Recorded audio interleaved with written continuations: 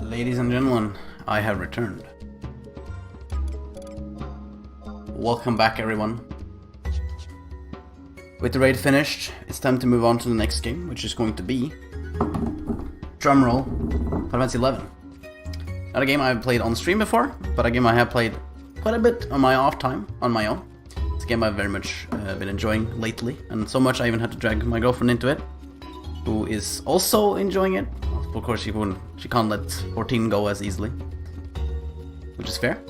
But I think it's interesting anyway, because it's a very different MMO, and it kind of feels like they're both MMOs, right? And they're both sister MMOs if you think about it, right? And as a result, much of what you find in 14 comes from 11. Yet, the games are still vitally different from each other, and it's very interesting to see the design choices in this game compared to 14, and where this game may have had a lot of strengths, and where this game may have had a lot of weaknesses. Because there's no lie that 11 has some really, really weird things going for it. At the same time, there are a couple of things that I think it does way superior to 14. Now, of course, a lot of it's gonna fall to personal opinion, so I'm sure there's gonna be a lot of conflicting opinions, maybe, on in terms of what I'm gonna say. Mind you, what I'm going to say is gonna be my own personal opinion, so I'm just gonna preface that by saying, if I think something is bad in 14, that doesn't necessarily mean it's bad for you. With that out of the way, I think it's time to show the game. I haven't actually tried it on stream, so let's hope it shows up. I think I might be able to game capture this. Admittedly, I didn't think about trying to cover the chat, but I don't think it's necessary, because I'm not really part. There is a link shell actually, maybe I should hide it. In that case, let me display capture. There we go. How does it show up on stream? Let's see the editor here. Yeah, it does kind of cut off a little bit. Unless I stretched it. That's gonna look pretty bad, isn't it? That looks pretty bad. I think we just gotta run it out. I don't think it's necessary. If I see something sensitive, I'll just cover it afterwards. But I'm not in this very big link shell. I'm not really part of any community. And then I have like 2 friends in the game. So of course it's not gonna be like much of a... I'm not gonna show that much. This or Path of Exile or Crosscode? Crazy man with bad tastes. Man, you really want to get banned again. I know you're obsessed with Crosscode, but I'm really not really feeling it. I'm sure Grail will stream it at some point. Just talk to him instead. I'm not really interested in playing it right now. Well, I was, but I kind of thought... It's one of those that just kind of really quickly diminished type of thing. Path of Exile is simply, I'm not really into that genre, actually. Yeah, I played Diablo, but I enjoy the feel of Diablo and what it is. I'm not really that big of a fan of the actual gameplay itself, if that makes sense. That's why I don't play a lot of Diablo 3, for example. Don't really enjoy the game. I just think the theme and the atmosphere of Diablo 1 and 2 is kind of cool. And I think they play quite differently from both these games. I might be wrong, of course, with Path of Exile, admittedly, because I haven't played it very much. But that's just kind of the feeling. You know how people tend to be kind of... Ugh. I'm a bit difficult in that regard. Anyway, I'm gonna explain a little bit how the game works, but I'm sure nobody knows how the fuck this game works. You guys... I don't know if any of you guys have played Final Fantasy XI. I know Brino hasn't. So I'm definitely gonna try and explain some of the mechanics as we go. At the moment, I am level 97 as a Rune Fencer, with Dark Knight as my sub-job. Max level is 99 in the classic Final Fantasy style, so as you may have noticed, 97, 99, I'm pretty close to max level. Now at 99 you get the artifact armor, at least for this class, because this class came out pretty late in Final Fantasy 11 stage. So it never kind of similar to how Stormblood you get artifact armor for Samurai at 70. You get artifact armor here at 99, since that was the max level, I assume, at the time this class came out. Which means, unfortunately, I'm wearing this crappy level... I think it's level 50, actually. Let's have a look. It's level 48 piece of equipment, which is pretty... It sounds pretty bad. I'm like almost literally twice the level, and I'm wearing the same equipment. But that's kind of because I haven't given a shit. I'm not bothered gearing up at all. For the most part, Trust are carrying me through the whole way. And it feels kind of redundant, because at level 99, you'll be getting a whole set of Sparks equipment, as it's called, which will just immediately upgrade me, so... Not ideal, but not necessary either. I'm not doing any hard content particularly exactly. But Excel was specifically made for Diablo 2 fans, if I'm not mistaken. That makes sense. That makes sense. As far as I know, like, it has some of the same mechanics from Diablo 2. I don't really feeling it, man. I don't know. It's not a game that's been interesting me that much. Only brought it up so much because you wanted to play it. If you're not feeling it, I'll stop bringing it up. Don't worry, man. I don't actually have a problem with like requests, at least at the moment. Especially because I like having these games on, like, sort of floating around. If I'm like, shit, I don't know what I'm gonna play today, I can just kind of more spontaneously decide to do something. That's the joy of variety streaming. I don't intend to play this game that much on stream either, so don't worry if you don't like it. I'm gonna be playing other games. Don't worry. Now I keep looking over my items because I want to use this ring. This is an XP ring. It gives me literally 150% extra XP, which is crazy because it makes me level ridiculously fast. But it has a 2-hour cooldown, which I used right before the raid, and I'm gonna use it again. You can see it's got 3 minutes left out of its 2-hour cooldown, so I'm just gonna wait a little bit. But in the meanwhile, I might as well summon my trusts. This game has a trust system. Amazing. Just like 14's gonna have, except 14's probably gonna be a bit different. But trusts are literally just a spell you cast. Cast it on yourself, boom, you get an NPC that's gonna be with you. And this one's Cooper Freed. His job is actually to do nothing. This guy doesn't do anything, but he does one thing, and that one thing makes everyone want him. He gives you 10% extra XP. Every single kill you do, you're gonna get more 10% extra XP. So can't really deny having him. It's because you have a lot of trusts that are usually different NPCs from the game.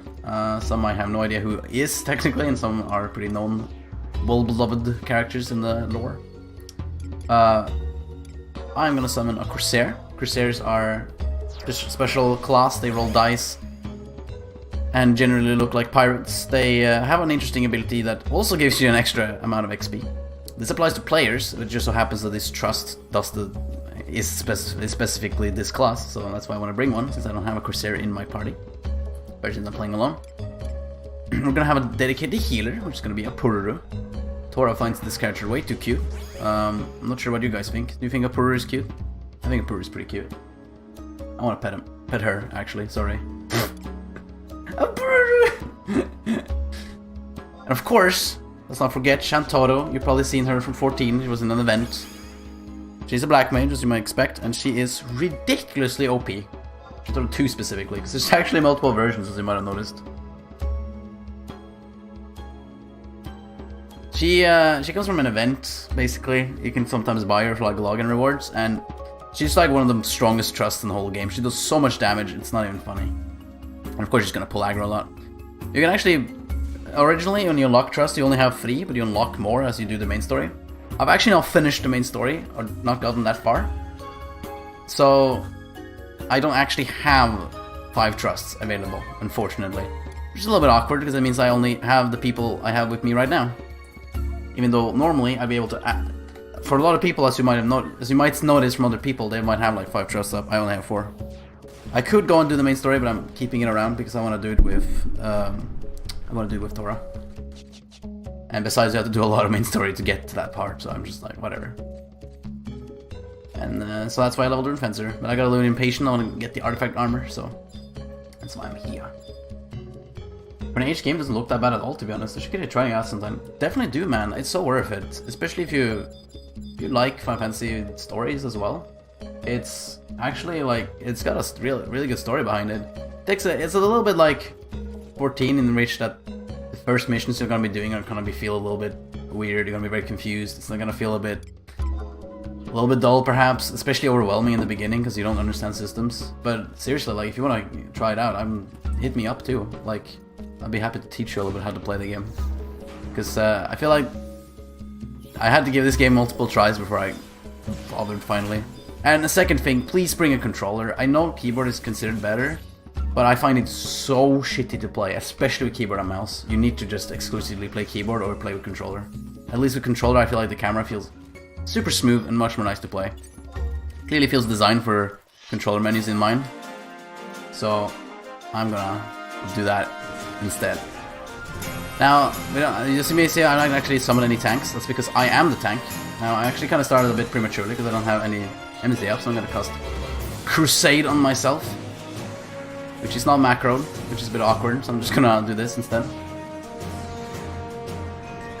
Music is a little bit tad loud. At least how's the sound, guys?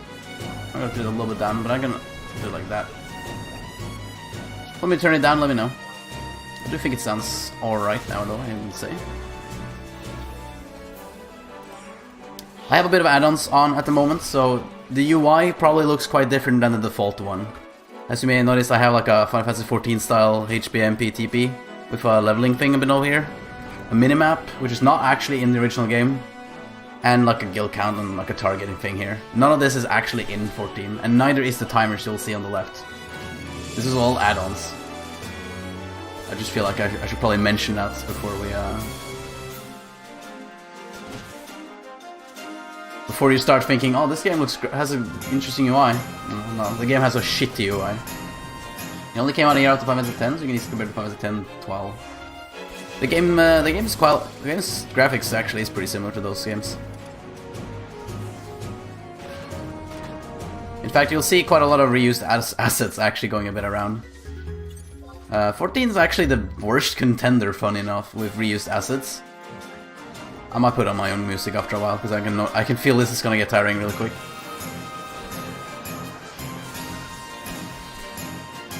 But 14 actually has like reused assets from 11, from 12, and also from 13, I want to say, which is kind of funny.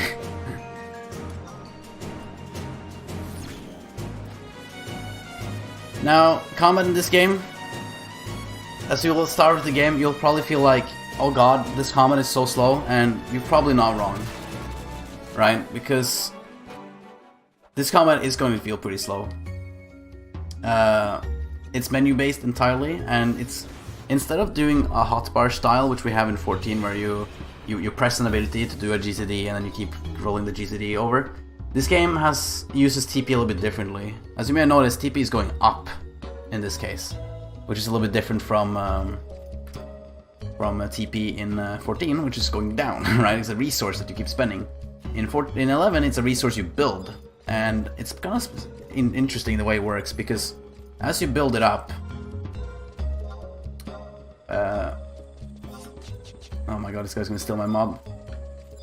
Piece of shit. As you build TP, you get access to special abilities, which will look familiar. Some of them are called the same as in 14, like Fast Blade. And they are pretty strong attacks, essentially, that you build fairly frequently in battle. Let's see, once I reach 1000 TP, I have enough to do my weapon skill ability. Since I'm using a two-handed, I have these abilities: Hard Slash, Power Slash, Shockwave, Crescent Moon, all those. They all do like different effects, like Herculean Slash does paralysis, and very importantly does something called, sets you up for something called a skill chain. See here, I'm using it. Looks pretty fancy. And by using it, I go down to 0 TP again. In fact, if I have more than 1000 TP, like 3000 TP, 2000 TP, I use all of that TP plus the extra additional amount of TP that I used originally. So pretty interesting. I'm in a really crowded zone, I noticed, so I'm having to combat a lot of mobs here. Let's see if I can find a different camp. I'm playing kind of on prime time on a really big server, so naturally there's going to be a lot of people as I'm gonna have to compete with. Let's see if I can. That's different types of mobs I don't want to fight. I'll have to go somewhere else. But oh, good god. Phone, please calm down. My phone was like, Ree! Okay. I get it, phone, you want attention. Just because I touched it and the phone was like, oh my god, look at me, look at me, look at me. Let's see, do I have the enmity? Yeah, but I run off though. What was my train of thought again? I kind of lost what I was actually saying, but the combat, yeah, right, the TP. Now the interesting thing is that like these special skills are meant to be timed, And what I mean by that is, as you play with other people, you get an interesting system called skill chaining, which any player that plays 11 will talk very fondly about, because it's actually one of the cooler things about this game. I'm not pulling any aggro at all, I need to use flash. Skill chaining. What it literally means is, if I use a skill, a TP skill, let's say I use Herculean Slash, I put some skill chain attributes. As you can see, it does induration, detonation, and impaction. What that means is that if someone does a skill right at the same time, like basically right after, like I'm talking literally in the same second, which complements my ability, will cause something called a skill chain, which in this case was those 3 different ones. Detonation, for example, is exactly what I think it means. It literally explodes the mob and it does a fuckload of damage. I know liquefaction is like a really strong buff you get on yourself. Oh, it's Scission, sorry about that. Scission. I'm pretty sure it's Scission anyway. You get a really strong buff that buffs the party, right? And the funny thing is that you can actually... These are really strong, and you want to make sure you do them to get the most out of your... out of the DPS, I suppose you could say. Now the neat thing is that the skill chains can be you can cast skill chains out of skill chains. So if I do a skill chain detonation, I can actually do a different skill chain right after that will cause a different, like that will do something else that complements that detonation, and then I'll do a bigger skill chain. It sounds very complicated, but it's not too bad once you know what actually combos. But it means a pretty interesting thing, since you actually want to try and work together with other players and timing your abilities together to do these powerful attacks. A great piece of synergy and a great way to actually complement classes with each other and weapons. Something which you don't really see in 14. Of course, admittedly, it's a bit of a learning curve, but I don't think it's too bad. And besides, in a game like this, there are a lot of people that are very happy to help you out or teach you how things work. I met so many really nice players in here that it kind of freaks me out. Just the other day I was meeting someone that was helping me and Tor out more than we deserved, to say the least. And it's just something that tends to happen to find a lot in these MMOs. If you want to find a good community, then this game... amongst the older types of MMOs, they tend to have these crowds of people. If you find 14's community bad, you should try this game. Now, you might be seeing that there's a menu that I'm clicking on a lot on the top. This is my macro menu. You can see it's technically binded to Control and Alt. I'm using controller though, so I'm using the R2, L2, as I keep binding it myself. These are literally macros that I have to place myself, because as you may have noticed that the menu screen in this game is hideous. This is my abilities that I can use. This is like my mega ability that makes me immune to magic. This is where I use runes that I'm using very frequently. Basically adds like a type of elemental damage that I add on my weapon, and I can use as a spender on certain weapon skills. Like I don't know if you guys ever try like old school Paladin from World of Warcraft. It's pretty similar to that, right? I'm basically using a seal and then using Judgment. A little bit similar to that type of playstyle. But as you may notice, this menu is dog shit. Like trying to work your way out really quickly and finding the right spell you want to use at the right time. It can get pretty damn infuriating. So of course, the much easier way to do things is to just simply, let me just get this mob. Gimme! There we go. Much simpler ways to just actually manually macro this stuff and just have it on the menu like this.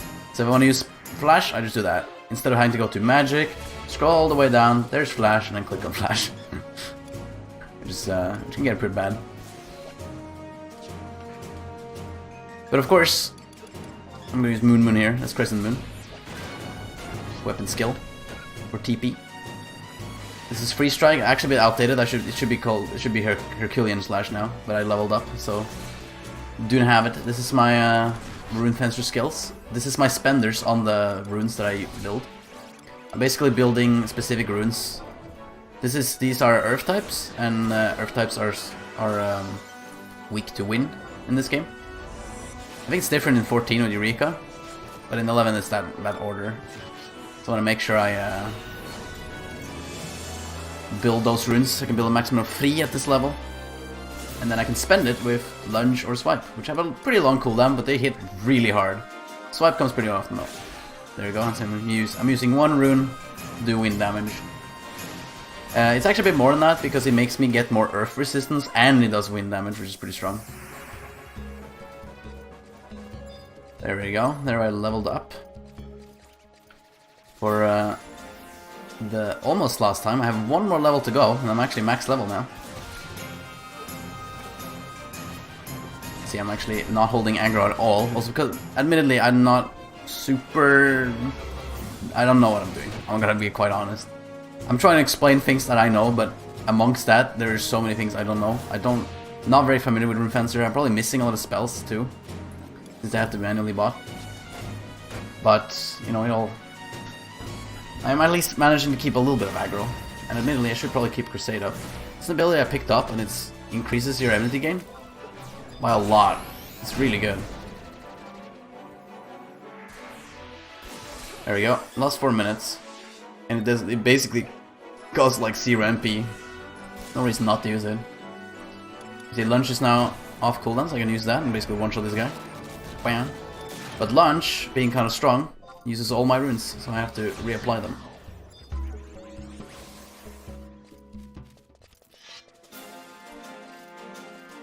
Now it's gonna be a bit slower because my XP ring went off again. However, since I only have so little left, I'm gonna keep grinding until I'm 99, the hard way.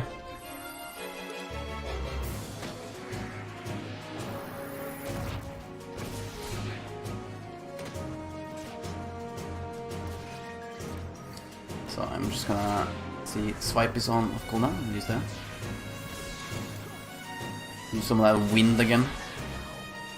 I think wind is strong against these guys, because I think these guys are considered earth. I thought Pokemon immediately, so I was like, oh yeah, they're grass type, fire, but there's no grass in this game. So, fire is not good. Although fire might be good on... It sounds good on these guys, as they're like plants, but... They would be considered earth. For some reason, wind is strong. I really need to macro that ability, but I'm just gonna do it like this.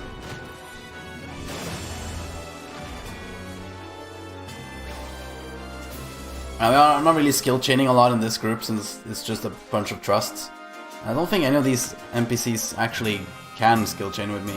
I know Shanatoto can skill chain on her own because she's OP, and certain black mages can do that, which is rather broken. And there goes dead. Kill some more. Of course, you want to kill things in a fast manner, since this game has the thing you'd expect from Eureka, skill chaining. Skill chaining, no, not skill chaining. XP chaining. Which is killing mobs basically quickly means you get extra XP. 14 actually has that as well in the normal game too. But I don't think anyone notices it because it does nothing. Although it used to be kind of a big deal in 1.0 for obvious reasons. Just like it's a big deal in here.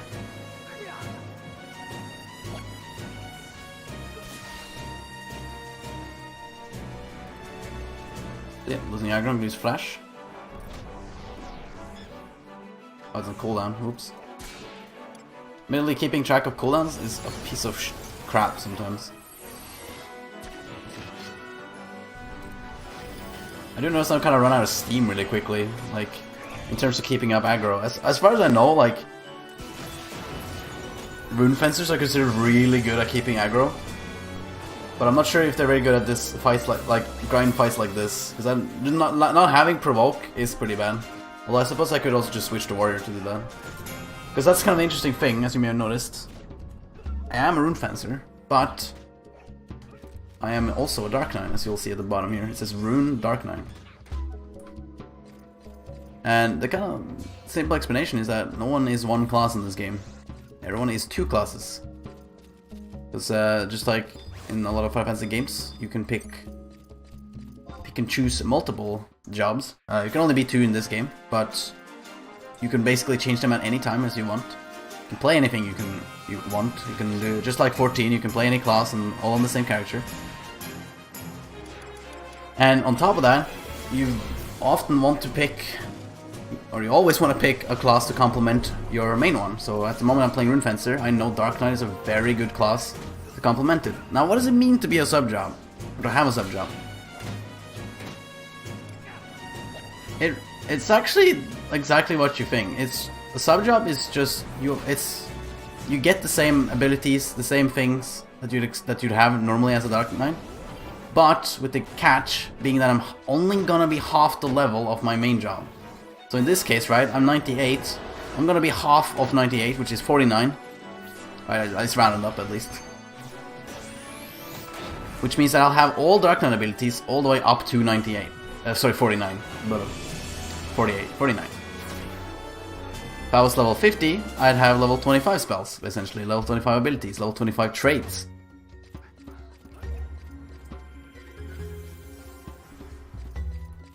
And then obviously this can all be changed at free will whenever I want to. Although I know Dark Knight is considered good. I know Blue Mage, for example, is also considered pretty good. You know, because it's not an unlimited job. Might have something to do with it. And it has a lot of tanky abilities, so Blue Mage is a great combo with this. Warrior is a no-brainer if you want to get some good tanky attacks and good damage as well. Warrior has a lot of strong damage tools.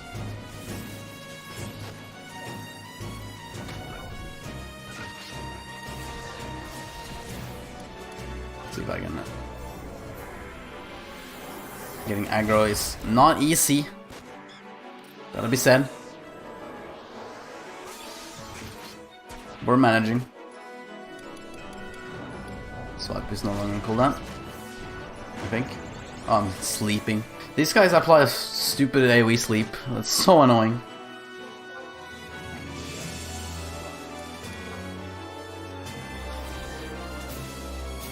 I'm not really using my full toolkit either. There's a lot of things here, but that's also why I have so many abilities, like Soul Eater.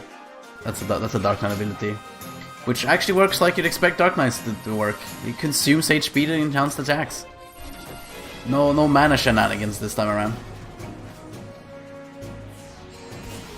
Of course, that means Dark Knights aren't really considered tanks in this game. I think they can tank, but they are considered damage dealers in this game for obvious reasons.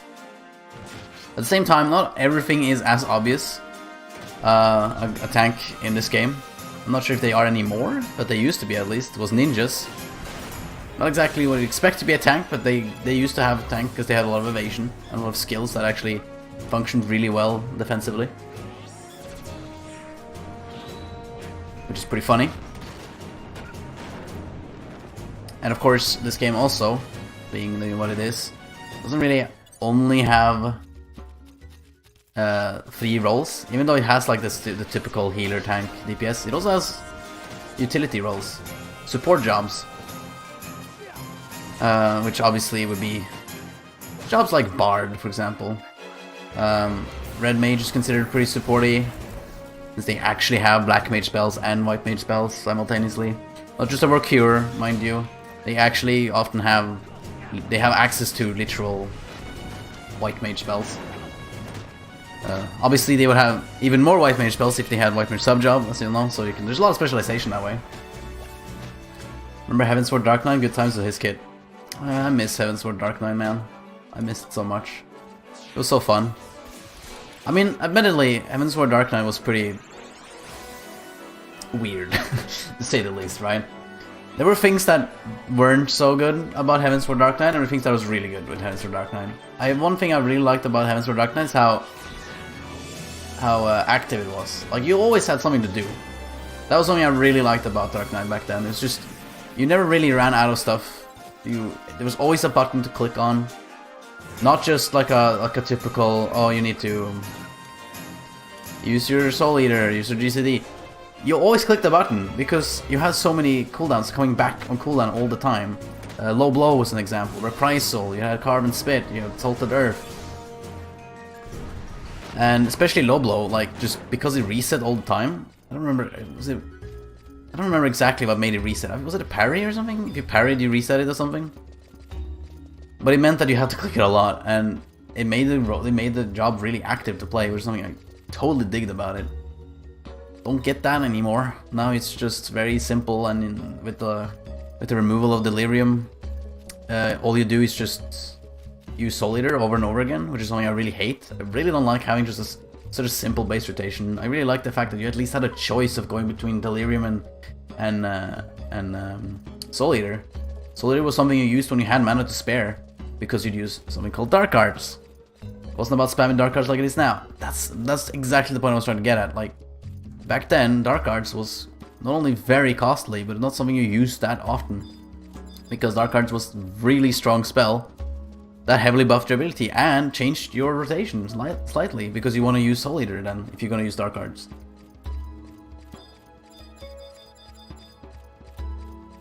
Since that wasn't, you know, since they got rid of Delirium, now all you do is just Soul Eater anyway, and you just spam Soul Eater. And what's even worse is that now you also have Siphon Strike benefiting of Dark Arts, which means you're going to use Dark Arts even more often, because you'll use it all the time on Siphon Strike and all the time on Soul Eater.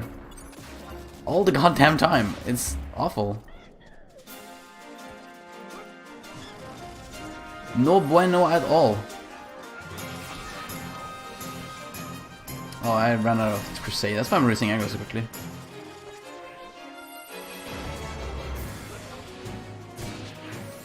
Alright, let's give it a flash. Get that aggro. I'm not holding aggro very well compared to the trusts, but I'm learning.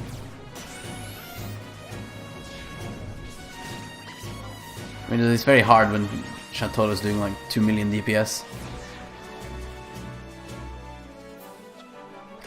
But the class just felt a lot more methodical as a result, and just felt a lot better. Yes, it has some weird ass things going for it. I don't understand what they intended to with Dark Dance, for example. The fact that Dark Dance, if you use Dark Arts with it, made you get evasion. And then they give you an ability called Blood Price, which where you benefit from getting hit. Why would you want to evade when you want to get hit? It doesn't make any sense. What I think was their design, right? What I think they tried to do. Here's what I think, right? I think that the intention was that you were going to be a dodge tank as well as a take a hit tank.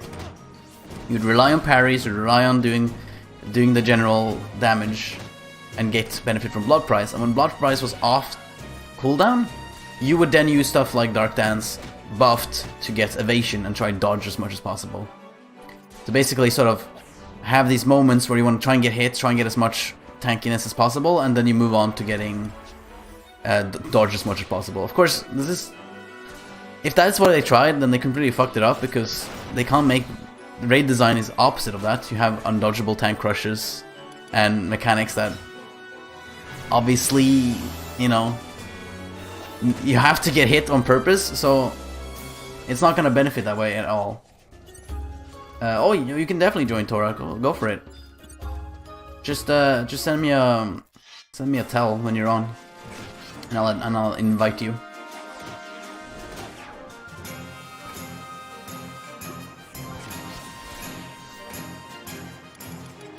In fact, we can do some leveling together if you want, because I can level sync to you and we can just do some stuff. Because I can get to 99 that way too. I'm only halfway done there. Halfway there. So close. Yeah, Tora is playing Summoner and White Mage. She seemed to enjoy White Mage a lot more, but I think that's also because Summoner seems downright boring at the moment. I mean, admittedly, right, Summoner isn't gimped like it is in 14. You get actual summons. You saw Ifrit in the background, being like full size and stuff, which seems cool.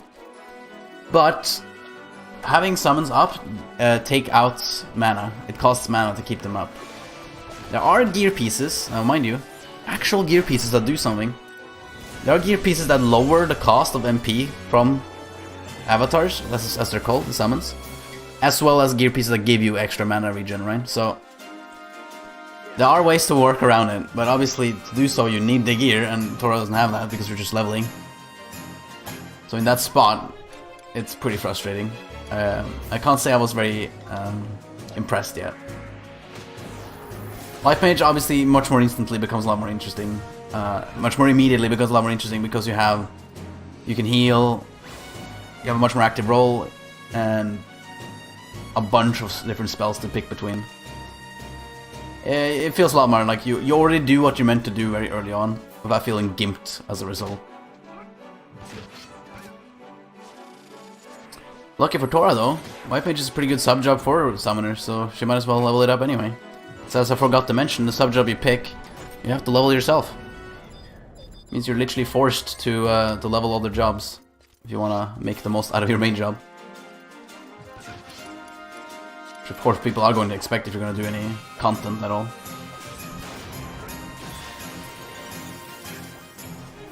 Lunch. Slam. Logging on now? Alright. Let's get the piece you need, it'll be a lot more fun. Yeah, exactly. Once you get the gear pieces required, it'll be a lot better. I have one more kill for Records of Eminence, I see. Let me just do one more kill and I'll invite you, Tora. And yeah, there are gear pieces that help. So there are multiple gear pieces that do different things. You'll get gear pieces that, like I said, reduces the perpetuation cost. Basically the mana drain. And there are pieces that give you more, give you a refresh. So as you saw, like the summoner we met, that summoner actually gained mana, even though he was holding a summon though, because he had enough gear pieces doing that, which is pretty neat.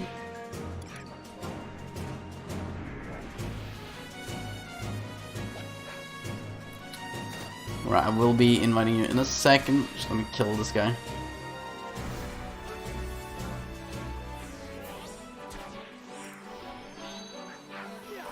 What I'm excited about getting to level 99 is just mostly so I can actually get decent glamour, because I look silly buns in here.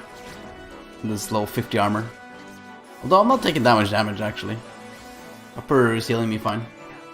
Oh, there's Tora. Called Harissa in this game, because she couldn't be called Tora. Tora's an unoriginal name. Don't tell her I said that.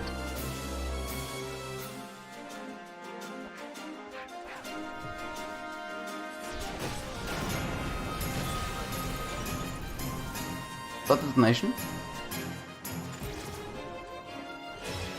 That chat is going like so fast I can't even read. There we go. We got the record done, and we're slightly over halfway done to get to 99, which is awesome. However, Tora has arrived, so we're gonna invite her. Oh fuck. Oh, how does it go again? They can't just have like invite Tora, it's too hard. You need to have like peace. Fuck, what was it? God damn it, I have to search it up. I don't remember. Party invite FFXI. How did it go again? It is PCMD. Okay, PCMD. Add Harissa. It's so convoluted. You're not authorized, dude. What is with no one giving me any permission today? Oh, it's because I have trust up. Actually, that's why.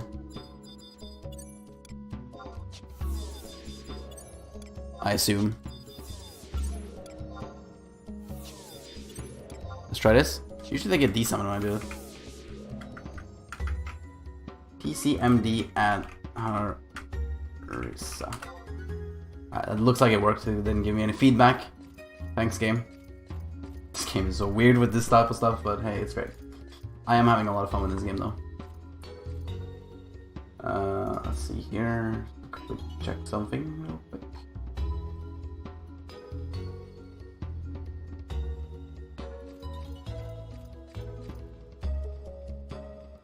Okay. Boom. Harissa is in our party, as you can see in the bottom right. Tiny text saying "Load Juno," which is where she is. Now this game is kind enough to not give us, well, not only do I not have a map of this area, which is funny. I have a mini-map, but I don't have a map. But there's no world map in this game. So I'd love to show you guys where she is by saying that, but your best bet is searching online. There's like some attempts to make a world map, but there's actually no definitive world map I mean, there's one like that's like drawn the continents, but not actually with the zones.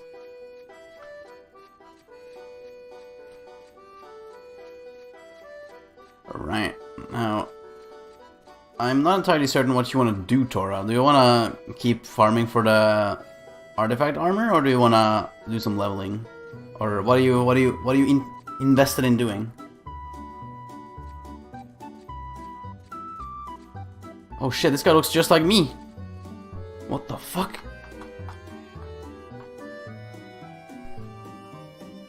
It's my literal twin. This is something that's actually a bit of a problem in this game. This game doesn't have amazing character customization, obviously being such an old game. Which means that... Oh, that's a Rune Fencer. Oh, look at that gear, dude. It looks so good. You have like 4 options for faces, which means that NPCs look just like you. Which is, you're gonna find a lot of people looking just like you in this game. Luckily, story NPCs are unique, at least. I'm down to do both. Can we do some leveling? At least until I get to 99. I really want to get to 99 and just kind of stop there.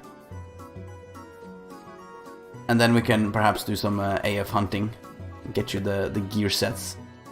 It would be kind of fun actually to show you guys how a quest line is in this game, because they are not very straightforward. Let's just say, get used to having like 8 to 10 wiki pages up on your Google Chrome in the background, or Firefox if you use that. Well, okay. You're level 62, aren't you? I believe Eska is actually a pretty good zone to go to. Let me scroll down into the wiki page, just like I said. It says, according to this wiki, that Escasita farming Dalmals and Curls is pretty good. 52, no, that's 52 to 60. I'm silly. We can go to multiple zones actually. There's a labyrinth. That area. Can we even go to that area? Isn't that all forgone? Yeah, that place is all forgone.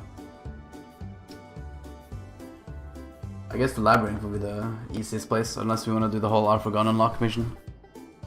Which I know Tora doesn't have, so that's a bit of a problem. God damn. So hard to choose. I think we can teleport to this area. It's called the Bustanio Obliet. Some of these zone names, I swear to god. Let's have a look in Sandora, see if we can teleport there. We can teleport there, we should go there. For that matter, maybe we're able to just teleport straight to the tickets, I'm not sure. Prepare for the best soundtrack in the whole game.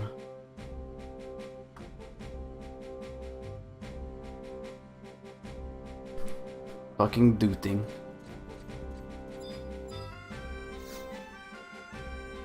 I swear I hate this track so much.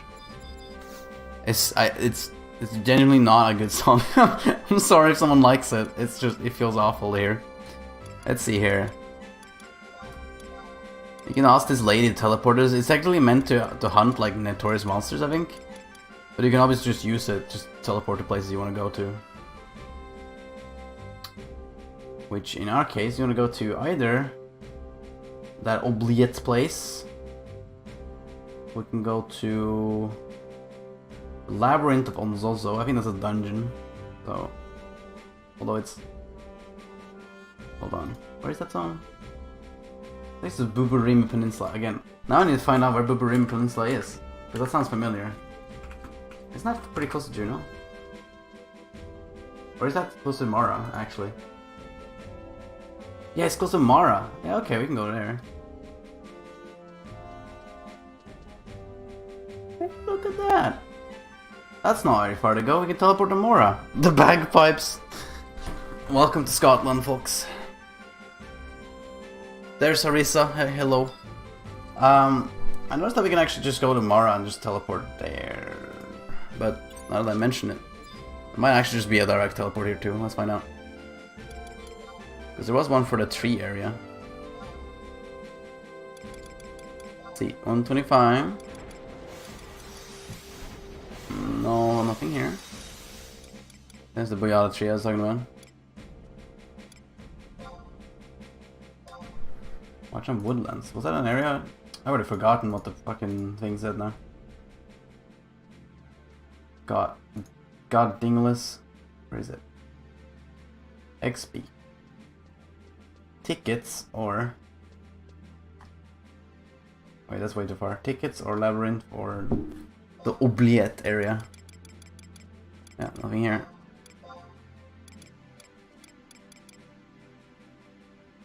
Nope. And... Nope. Okay. Then let's go to Mara then, Tora. Just take the home point to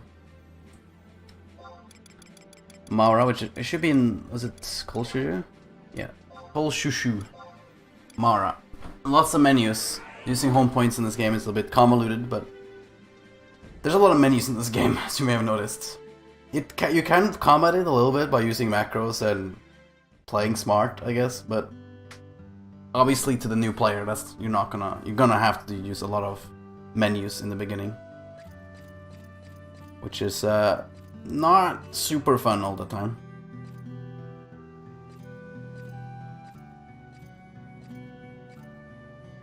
Alright, just waiting on Tora. So, because I kind of need to guide her the way. Tora's pretty new, so she doesn't really know where to go. I mean, frankly, I don't know either, for that matter. Where is she? Oh, she's already down there. Wait, what? Excuse me, she's inside the rock? Tora officially become a piece of rock that people stand on. The more you know. I didn't know Tora was that? Oh, she became a person now. Thanks. Didn't know that's a new druid type, I suppose. Just wait for her. Because I'm your rock. I'm just gonna choose to ignore that.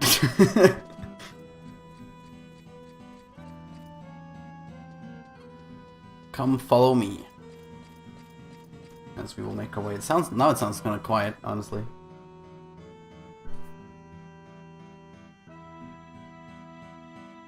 There's like no middle ground with the music in this game, and some areas don't actually have music at all. Like, say, this area. Do like that. Krabby Patty time. Let's mount up. Mounts were actually not added into the game until really recently, actually. Well, recently. It was added in 2015, I think. Which is still recent, if you think about it. Seeing how old this game is. Came out in like, what, 2001? I think?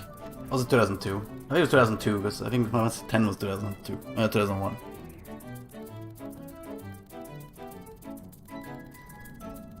Let's have a look at the map real quick again. I know where I'm going. I think it's the northeast side that we found the labyrinth. Map. Where thou be? There's the map. Yeah, it's to the northeast. Let's hope that there's no attunement or anything, any shenanigans with that. That has happened to me a little bit too much. But given that it's a vanilla zone, I assume it's not gonna require too much to enter. I noticed that any large zones are like awful to manage and go through. Like there's a temple where there's a lot of tomberries. It has like so many closed doors and so many like hidden paths. You get very easily lost. Are we already there? This is a small zone. The map seems to be like... It seems to be like meant... It's meant to be like here. I assume we have to go down to the shoreline, I guess. Let's have a peek. We need this mount in 14? Yeah, we do. This game is clearly superior, as you can see, because we have crab mounts. We don't have that in 14. I'm not sure what 14 is thinking. We had a whale mount, but we don't add the best mount in the game, the crabs. Crabby. It's kind of funny because as you unlock mounts, this is clearly not the entrance, but... Oh wait, this is the entrance. Never mind. There we go. It was hidden. Look at that, traveling in the world. Can you believe that? Ah, here we go. Labyrinth of Onsoso, this is the area. It does say we have to kill stuff in page 5. Let's get survival guide. Tora! Don't forget to talk to the book. 14 blatantly copy and pasted so much from 11. And not just 11, they did it from 12 as well. 14 did a lot of copy pasting, for the good or worse. And worst of all, I guess 14 just didn't really do much to their world. Not in 1.0 and not in 2.0.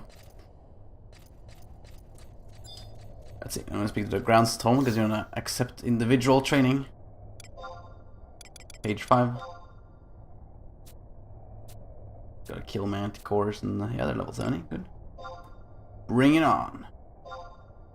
Alright, Tora, you wanna click on the book and accept. So it's page. I already forgot. Page 5. Individual training, page 5. Get it. I will level sync. Thank you for reminding me. I just wanna make sure we're in the right zone right now. Because I wanna see if. Because we're gonna kill some manticores and we're actually gonna kill something called Torama, which is rather concerning. Tora, we're gonna kill someone that's you. Limsa equals Sandoria, Olda, Bastok, Gridana, Windurst.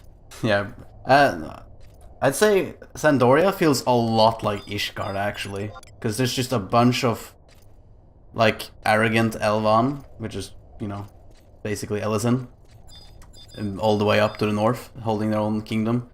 And if you're considering at 1.0, Ishgard was actually in this green area, which kind of reminds me a lot of Ronfair. I'd say the only one that kind of stands out is Ulda, I guess. And Limsa is very clearly Bastok. Gridana is definitely Windurst, yeah. Oh shit, did we pull something? Oh, Tora did. Oh god, it's a big cock. Actually, oh, never mind. I was gonna summon a trust, but I accidentally auto-attacked. To kill the old-fashioned way. I didn't think Tora would actually pull targets here, that's why I want to keep going. What was just worse? Brother of 11 with maybe better graphics? Yeah, like that's what 14 tried to be, right? It tried to continue what 11 did. I'm gonna assume this guy is a bird, so I don't know. Thunder? But 14 tried really hard to be what 11 was, but failed on so many other sides. Like, it became an unfinished version of 11, and it's a bit of a shame because it kind of gave the impression that 11 is an outdated game and no one would enjoy it. I don't think that's really true, at least having played it myself. I think this game can absolutely be enjoyed by a lot of people, and even in its time-consuming form, even in its current form right now, I don't even think it's that time-consuming. Especially not as it used to be, at least. Yet, people just kind of think of 14 and they're like, nah, it doesn't work.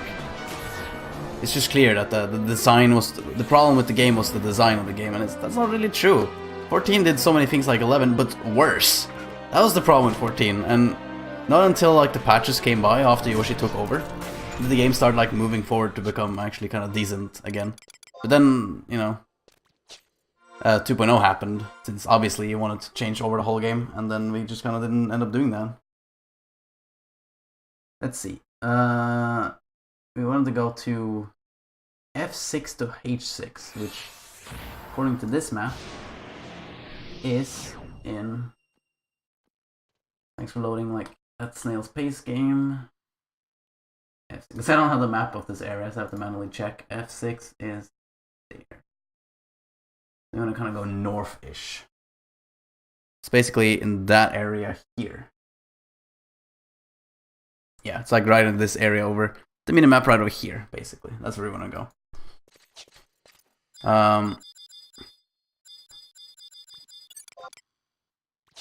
To make this easier, let's just stealth through, Tora. Just use your sneak and prison powder till we get there. We don't have to keep pulling our way through. I think that's faster. Just so we can get to the camp we want to be at. I mean, we could also kill our way through, I suppose, actually. But, just do that. Sneaky sneak. I don't think I need to, since I'm level 98. There we go. She's, Tora is basically stealthing right now. It's 2 items you can use. Actually, she was casting a spell, because that's also a white mage spell. It's exactly what you think it is. Silent oil or sneak makes you silent, so nobody can hear you. And Prison powder makes you invisible. And funny enough, it makes you literally invisible, because Tora is right there. You can see it, right? The arrow there. Cannot see her at all. She's totally in sneak mode right now. This place is hecka ugly. Let's see if we can sneak around here. But notorious monster? No. Oh god, it's extremely easy prey. That guy is gonna aggro to me. But he is 57, wasn't he? Right. We're basically just going to that room in front.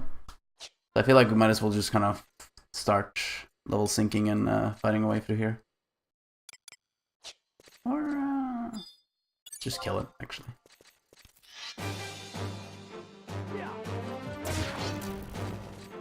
Let's just kill it. Give it a smack. This guy's pretty weak, obviously. I'm level 98, so I'm obviously gonna hit like a truck. If they're extremely easy prey, they this game doesn't actually tell you the level. Again, that's an add-on that's actually telling me what level they are.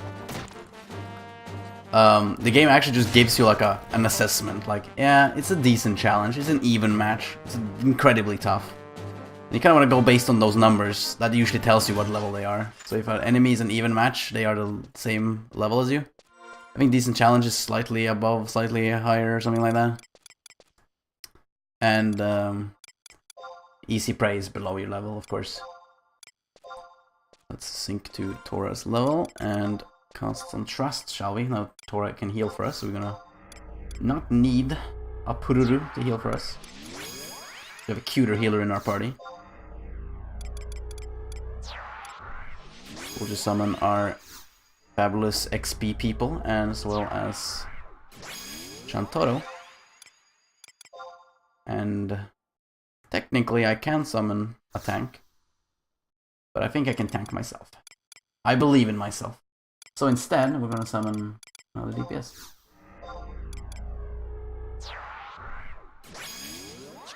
Alright, there we go.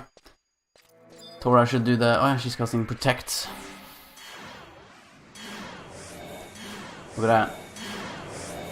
Not just Protect, but also Shell. Not something you get in 14 anymore, but no, you guys are like, no, I don't want to have... I don't even want to have Protect.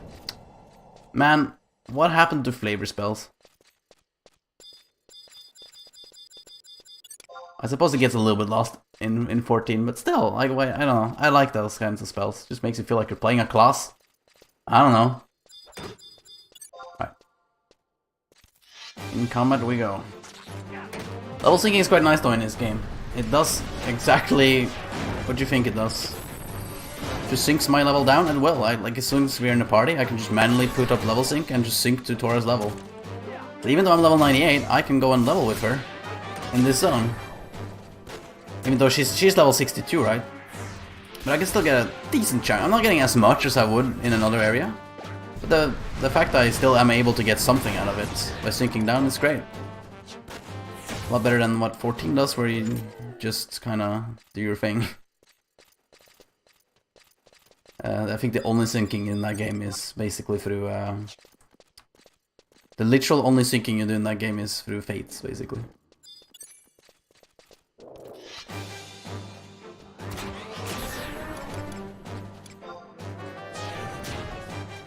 Fortunately, I'm synced down. I don't actually have access to Crusade, but I have Flash. Keep up some aggro at least. Bit of Sword Blade too.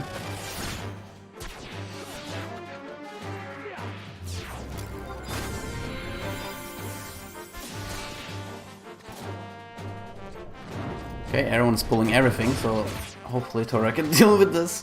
They're not very high level though, so we're not going too far. I might want to get someone else on Semi, because she keeps running away. It's gonna make things very painful, tank. There we go. Let's go back here.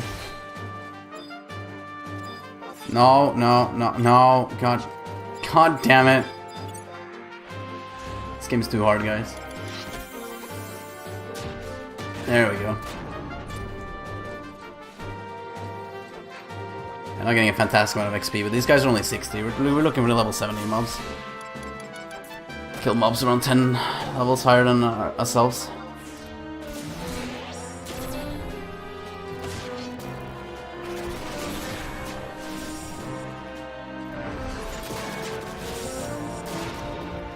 Just type to me if you panic on mana. I'm gonna get rid of Semi.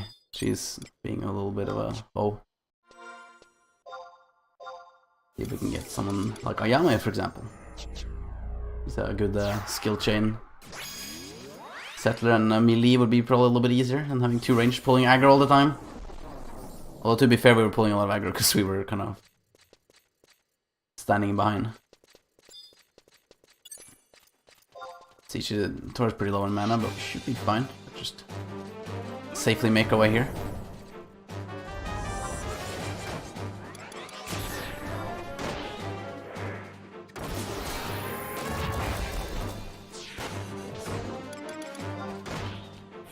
He's flashed us a lot of aggro, which is good. I just need to use a bit more spells in my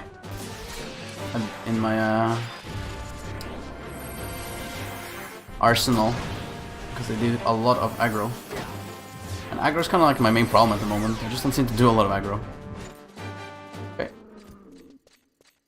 Neato. Here we are. This is the zone we wanted to go to. There's the Toramas. Gotta kill them Toras. Yeah, I think Tora should be fine. Really wish I had Provoke or something to pull with. I'm gonna have to just do this. It's fine.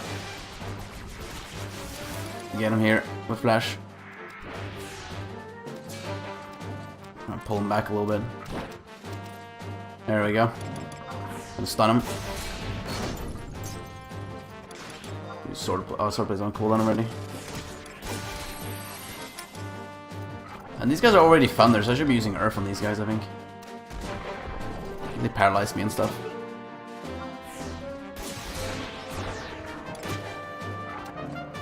Well, just about to come off cooldown.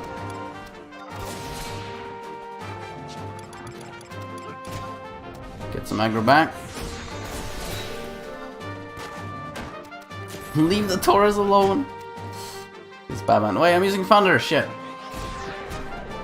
I'm just not keeping up aggro at all, am I? There we go. Fucking hell. I'm making Taurus' life so hard right now.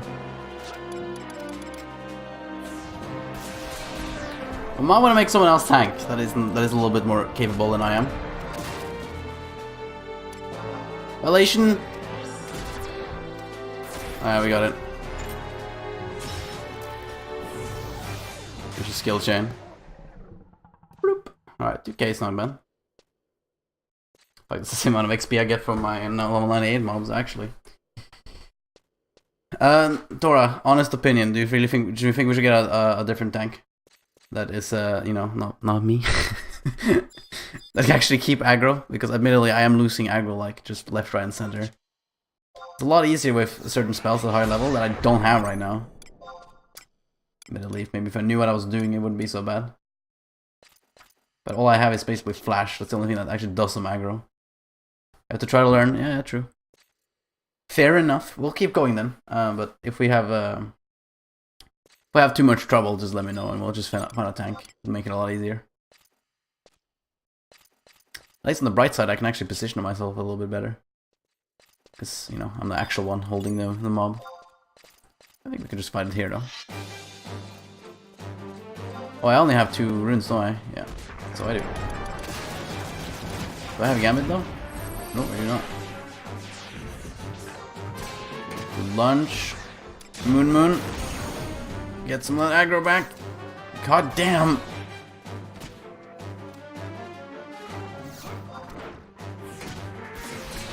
There we go. This is a very good way to learn how to keep aggro, though. Learning it the proper way. Shalturo does so much goddamn aggro, it's insane. Sure wish I had the Crusade ability. I just increased my enmity so much more. It's really nice. There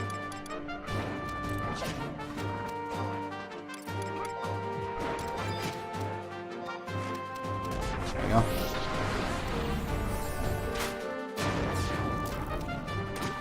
I thought I almost dead, Paccoz.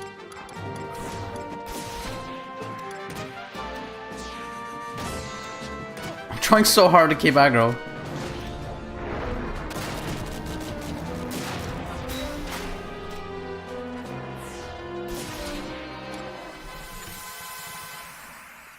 Oh, Thora leveled up. Very nice. And she actually did a really well-timed Kuraga there, just as she gets her mana back. Pick for Rune, Warrior Blue is good for aggro. Blue gives you access to all sorts of interesting aggro spells.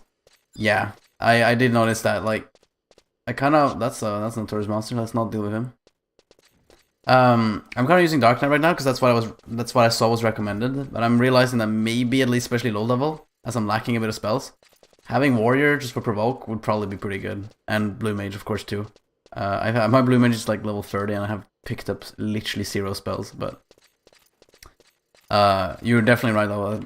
They have some good arsenals good spells in their arsenal that I definitely could make use of. Let's see if we can. I'm not sure exactly where it's good to camp. I'm not sure where everyone spawns and not. I don't even know if these guys link. Do they link? Does it say in the guide here?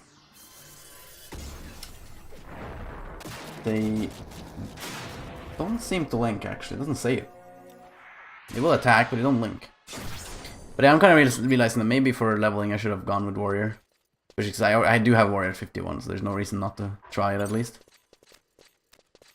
There we go. Especially better than trying so hard to keep up aggro with what I have.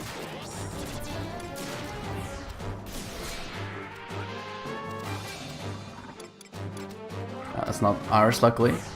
Don't have to worry about that.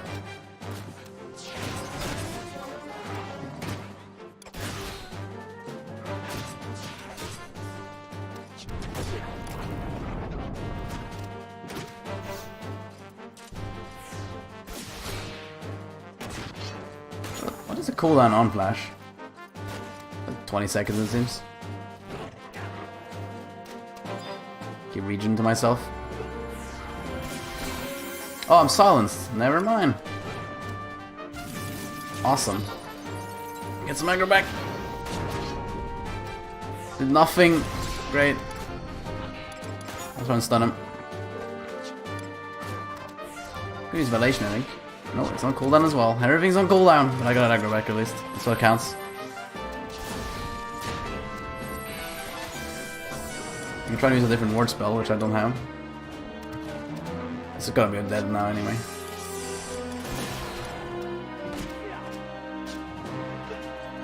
Just kill it. There we go instead.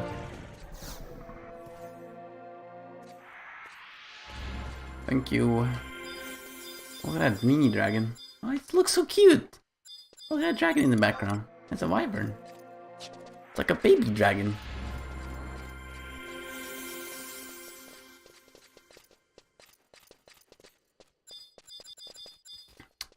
That said though, if I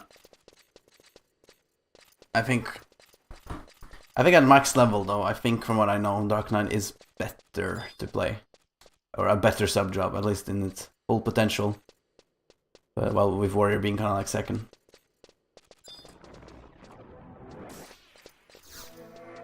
Which is kind of why I ended up leveling the Dark Knight in the first place. I'd say Dark Knight interested me that much in this game actually. They didn't seem that interesting to me. Compared to the Dark Knight in 14. 14 one is actually really cool looking. This game doesn't interest me as much.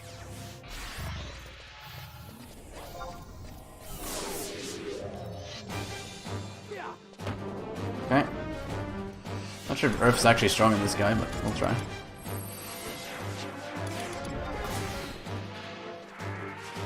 Look at that aggro.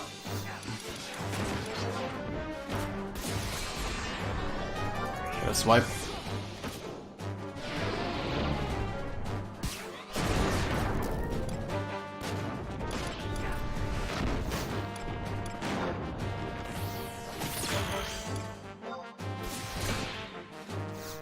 Use Valation.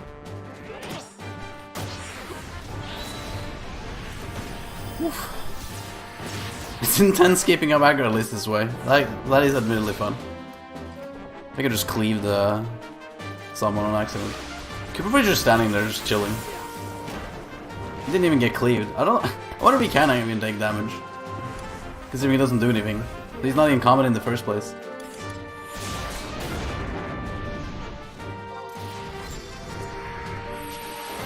Okay. Do I have Hurricane Smash? I'm sick of them.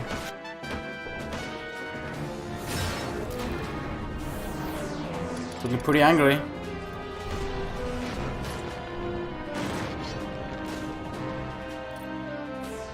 Let's kill it. Ow. Slam me his tail. Stun it. Why am I stuck? I got bound. Oh no, I'm stuck. I'm bound. See if I can flash it from here. I cannot. But he's dead at least. Guess I'll just casually stand here. Spin around. Oh, look at the Dora. This is when I'm gonna be smart. I'm gonna pull it with flash. Boom.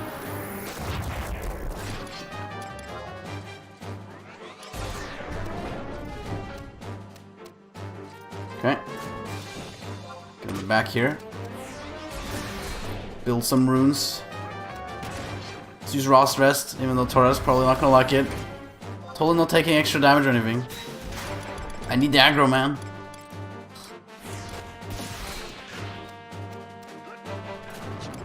Look, I'll be nice. I'll be using this one. Wait, why didn't that work? What? Oh, it's because I'm paralyzed. God dang it.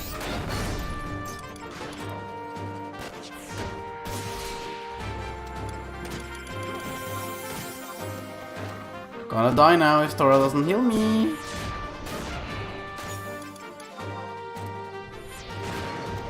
Oh, we got him. Ooh. I think Tora got paralyzed as well. Silenced and completely screwed over. Let's just hide in this hole here.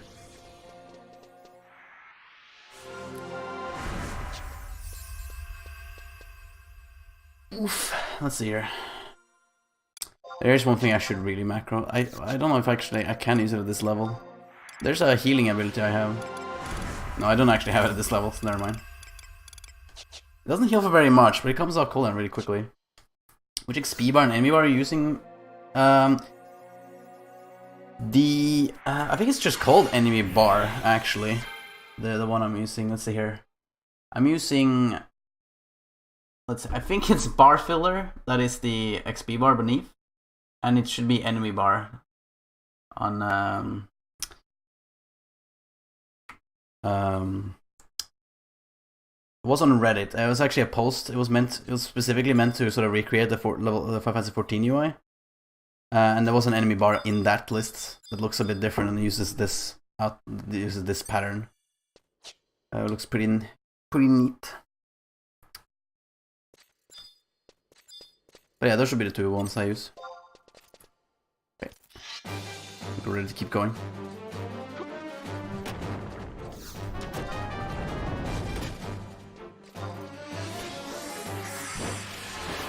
Almost 99. So close, it's so far. At least I have a lot of aggro now because I have a lunge and swipe ready.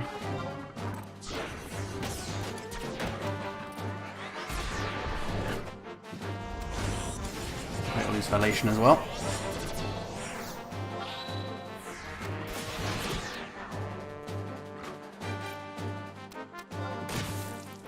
Oh yeah, I actually keep forgetting, there's only two runes at this level. At least now I seem to consistently hold aggro. I jinxed it.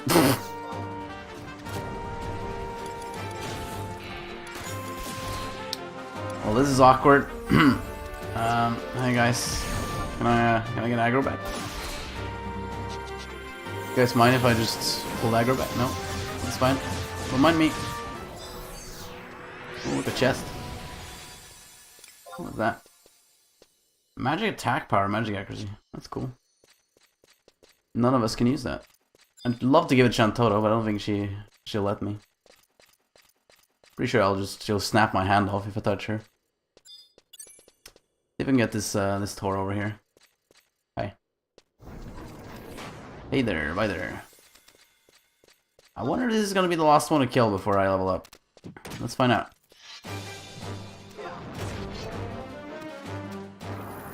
Let's get raging on myself. Not sure if the ticks from region do aggro.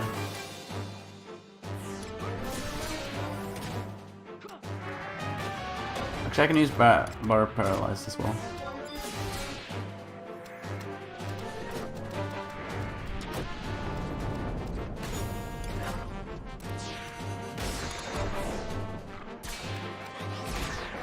Okay. Stun him.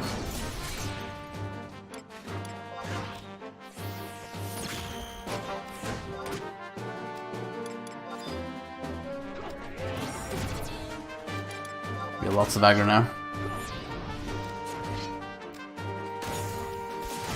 Trying to silence me, are you?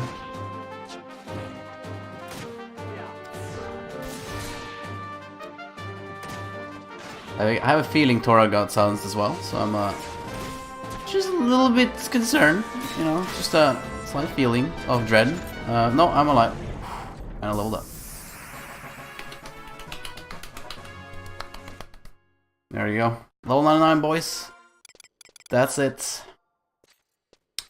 I have now reached the max level on my Rune Fencer. Let me give all this stuff to Tora, I think. Let her handle it. What level is she now? 64. Oh shit, she's been leveling a little bit as well as in the background. She's wearing she's wearing nothing though. That's kind of funny. Barely any gear at all.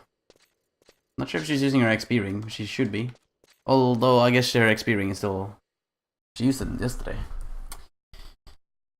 Do you want to get artifact armor, Tora? I know I want to get my artifact armor, but I'm not sure how to get it. Let's see here. Rune Fencer artifact armor. Because I know it's a quest line. That you start probably by talking to, I assume, the dude, Octaven. Let's see here.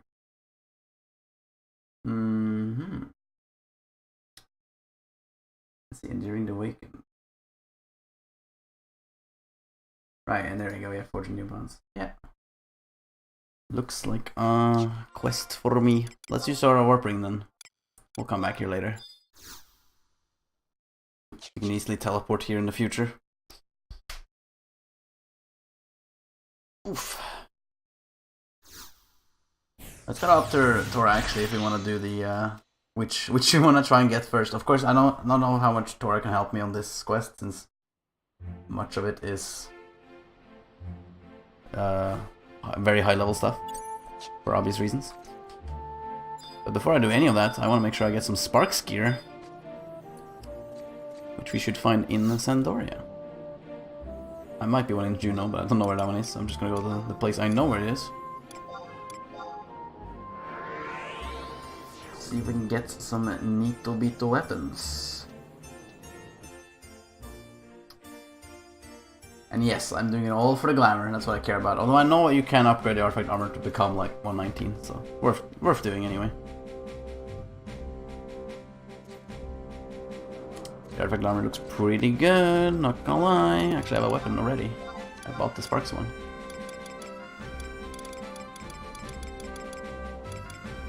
There it is. No, that's not the one. Definitely. Oh, I didn't put it in the house, I think.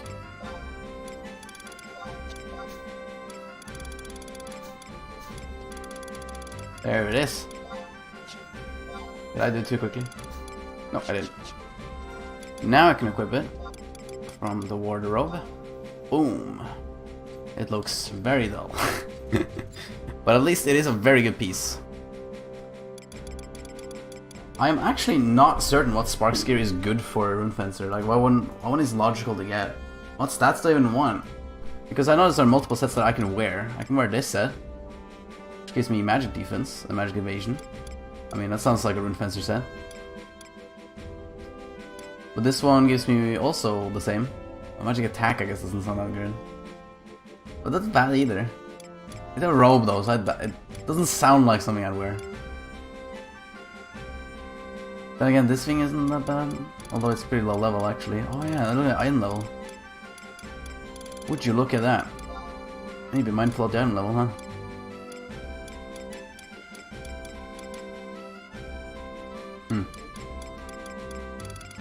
Okay. What else we got here? Yeah, okay. So I guess the choice falls at... It would be...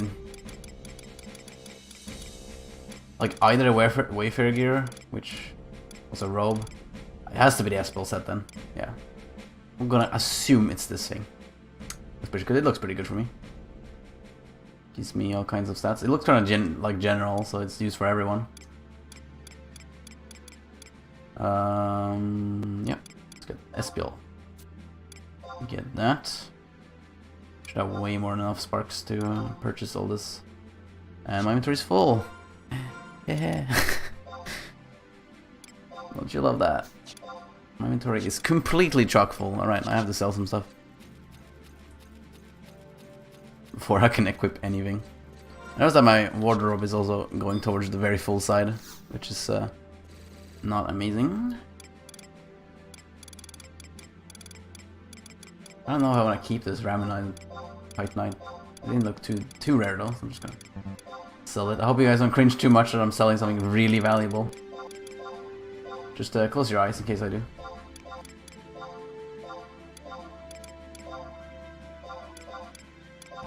Look at all the Mandragora crap I picked up.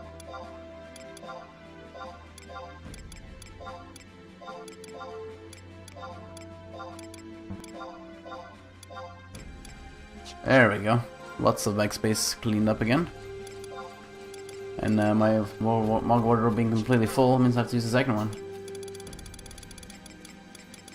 Cherry band here too. Man, I love sack pipes. Oops. Equipment. SBO Gambison. Bracers. Jose. And socks. And my game crashed. Wow. Very cool. Let me just start the game then. Just give me a second. So that happens sometimes, I guess. Just hold on a second. Just give it a second, okay?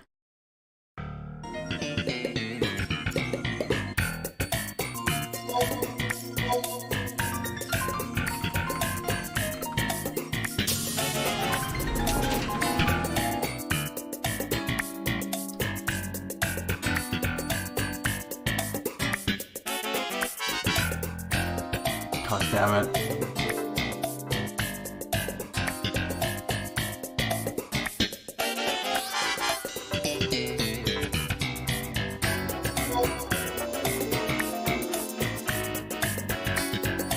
Excuse me guys, the loading screen is just... Starting this game takes like half an hour and you have to write an essay to do so. There's so many menus you have to go through.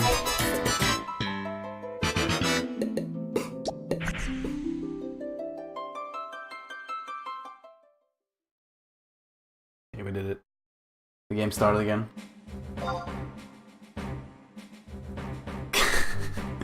God damn it. A bit of side effects, I suppose, with the add-ons. They sometimes crash my game. Pretty rarely, admittedly, but sometimes it does. And it's wonderful every time it happens. I'm not entirely certain if I even bought the legs or not. We'll have to find out. At least I can put the remaining pieces I did buy in the wardrobe. No, I did not buy the boots.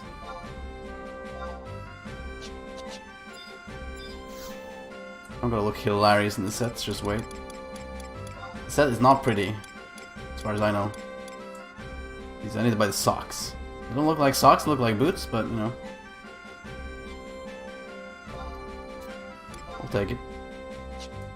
There we go. Now I put the last piece in here. And now we equip our set. Excuse me, I don't want to wear a t-shirt. That's not very good armor.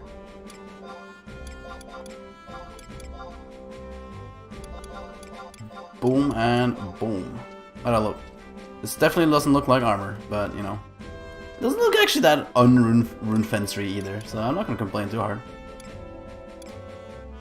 I guess we'll have to just wear the same sets I bought for myself here.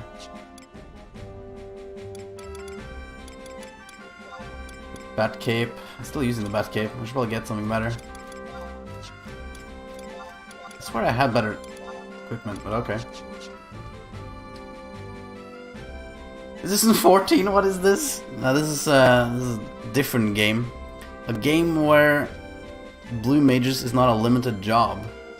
If you can believe that, of course. Because I certainly couldn't. I was like, what? That sounds so imbalanced. You can't do that.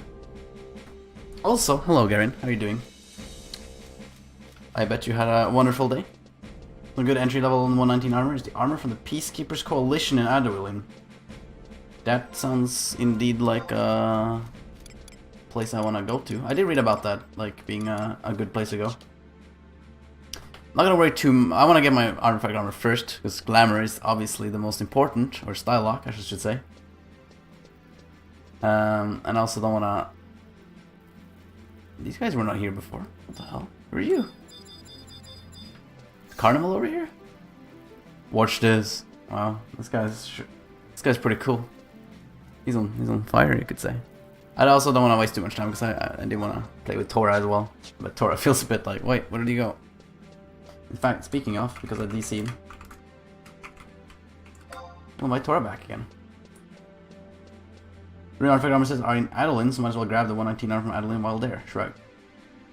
Oh, I thought you needed some kind of currency to do that. Is it just that simple?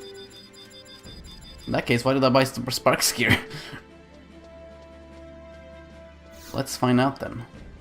I'm not researched very much on max level since I have been kind of... I played a sort of long time ago and I quit right at 99. I took a break. And then I've been kind of slowly catching up with Tora. As I've been leveling her up as well, together. Bailed. Oh yeah, bailed currency, right. Supers get from Reeves. Definitely sounds like something worth doing. First things first, let's do the artifact armor quests. Do you know where the armor is so I can have a look at it? This is the Peacekeepers Coalition, so I assume it's Peacekeepers Coalition somewhere in this area. Although by the looks of it, it seems to be in Eastern Adeline.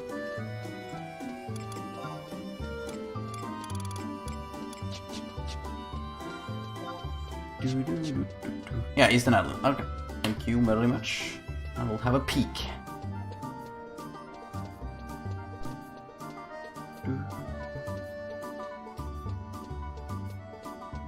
This place is really nice looking. Probably it's my favorite city actually. And it's I guess it's also kind of a cool feeling because it's not an area you go to until kind of high level. It's one of those feels cool to be in types of places. Vesca and Craggy Bluff. One is armor, one is weapons. Okay. Okay, I do have a map. Excuse me. Oh, there's the Peacekeeper's Call. Alright. I think I have entered this house before at some point. Let's peeky peek in here.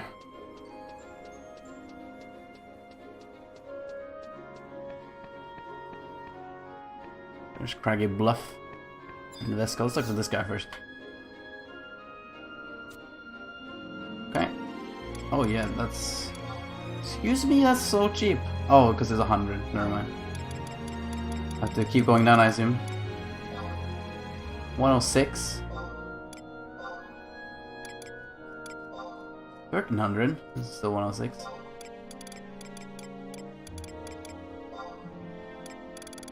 $2,000. That's 109. Alright, let's keep going down. 3,000. That's 119. Okay. Let's see, where is the blade? This sounds like a blade. No, that's a sword. Claymore. Uh-huh. Look at that. Save TP from... That was a Reeve specific thing. Occasion attacks twice. That sounds amazing. Gives you crazy great sword skill. Good damage overall, and I can use it. I can actually afford a weapon. Should I buy the weapon, do you think? I mean, a weapon obviously would make the most sense as something to get first, but I'm not sure if there's like a... Like, I remember seeing like relics and stuff being kind of a good thing to get, but I don't know if the relics are kind of a long grind before I get one in the first place. If that's the case, then maybe I want to do get a temporary weapon to hold me over until then, for obvious reasons. I do remember there was like a couple of weapons you wanted to get. Not legendaries, because they are very grindy. Relics are a huge grind. Okay, I'll take that as a, yeah, you should buy this. Weapons solid upgrade from Sparks usually. Yeah, okay. And I just clicked off on accident, so I'll have to go all the way back. Oh, here it is.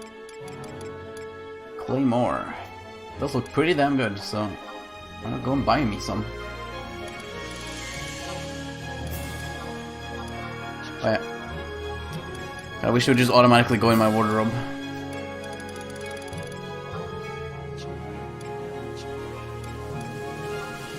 Okay.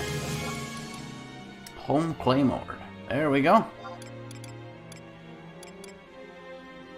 Pretty damn good, if I do say so myself. Yeah, it's a huge damage upgrade. And I like that it looks like the starting weapon of the game. They couldn't give them any interesting models, could they? How about the gear? Let's have a look. Just for the sake of it. I assume I have to scroll all the way down to the bottom again. This is 109. 2,000. Still 109. Yeah, 1,500. It doesn't seem that expensive. In fact, I have a lot of like copper vouchers if they're worth turning in. That I could basically use to just purchase all this crap. Because one copper voucher, isn't that like 1,000 bailed already? I have like literally 15 of those. I believe. That could be a really good potential upgrade.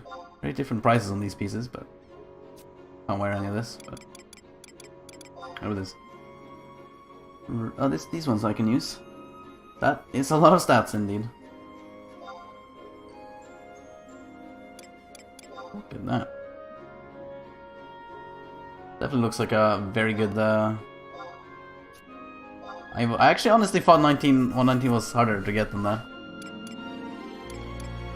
Well, in that case, won't be looking too much into that because I don't want to do that yet. But having the weapon at least is nice, and apparently not so hard to get either. I'll definitely work on getting my Reeves done. But I don't wanna go too hard into the grind yet because I mostly wanna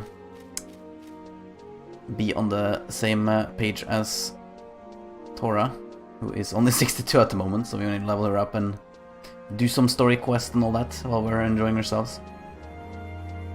It's entry level 119, not super good stuff. Usually the good 119s has multiple pages of stat. Oh, I see. So, yeah, okay. So 119 doesn't necessarily mean it's as good as every 119 piece. That makes sense then, with what I've heard. Cause I remember a lot of people saying like, 119 is what you want to aim for, but when you can just get there so easily, then doesn't seem like that much to aim for.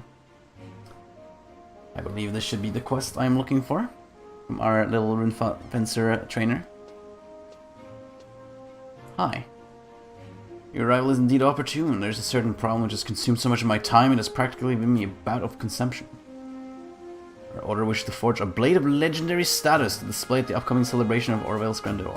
Must be strong enough to honor... sentence I cannot recall because my chat is tiny. To my most earnest regret, however, my hands are most full with new recruits, so I might neglect their order's future for the sake of its presence. It's beneath me. Yeah, sure. I want that glamour. Your aid is much appreciated. First, you must employ the steady and sturdy hand of the veteran blacksmith. One whose spirit burns as fierce as the flames of his forge. I'll let him know of your visit at some point. Excuse me while I attend to refining the skills of those with raw talents. The good one is usually job-specific gear, for instance taking your artifact and upgrading to 1/9, then 19, then +1, +2, +3. Yeah, that's okay. Because that's why I did hear about that, like you can get your artifact armor and upgrade that all the way to 119. That was a superior level gear obtained by JP, but a lot of gear that's 119 that is really better. Start hitting then the needed hitting accuracy caps. Ah, I see. Yeah, so there's makes a lot of sense. Indeed. Like I didn't really direct me anywhere. What's the guide says? Let's have a look. That's an old quest. Okay. I need to speak to Gadiax in Western Adlands. Let's get going over there. But that makes a lot of sense. Well, I guess I am actually starting it already if I want to get the artifact armor now. I want to look cool. That's the most important, and then we can care about stats. And obviously I need to start farming like other stuff. I have merit points and job points to get as well. That I obviously want to do in the background too. First really good weapon you want to get is 8 tier for Rune Fencer. That's an easy one, you just need a few million gil, easy. Yeah, 8 tiers, that was a name I recalled reading about. I did want to have a peeky peek at that. Big 119 gear levels, that's the old level 75 gear. You have Dynamis gear, and work on Sky gear, and Sea Limbus and ISO. Right.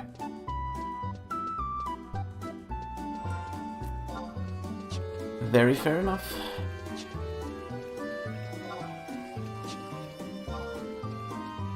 Let's see, I needed to go to the Inventors Coalition, which is there. I just went way past it. To the southeast. It actually looks pretty cool, this set, actually. This is the gear I remember that guy in Sandoria has. It's a Halver. He wears a gear like this. Looks pretty neat.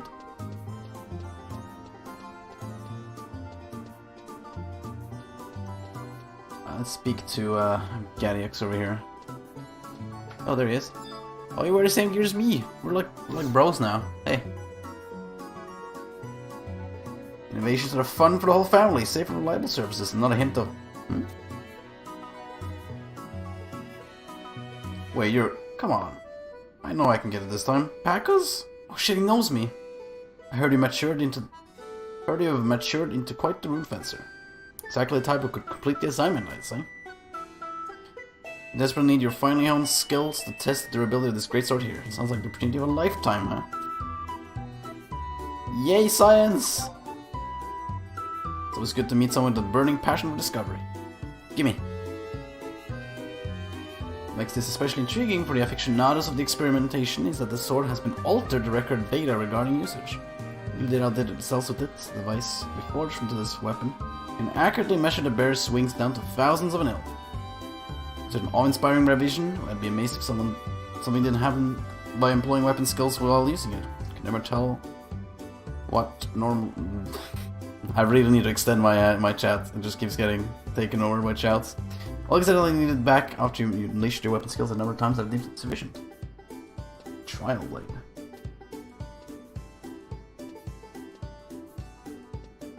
Okay. Able to check a barrel as well while I'm over here. An inconspicuous barrel in I-4. Which is all the way over here in the docks.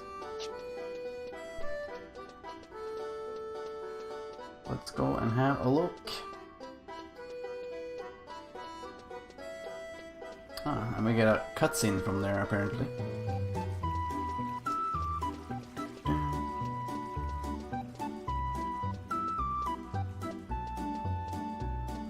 Am I going the right way here? I can take the bridge to the left. Huh. Well, another thing I need to take a look at is something to work me over for accessories. Obviously these aren't so bad, but I probably think this is starting to get a little bit outdated. I'm sure there are pieces that are much better.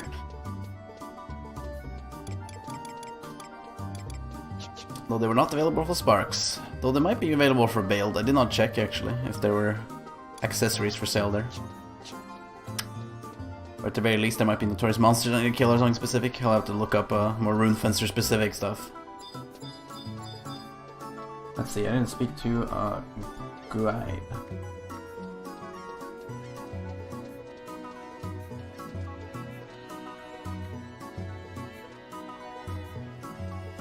Hold on a second.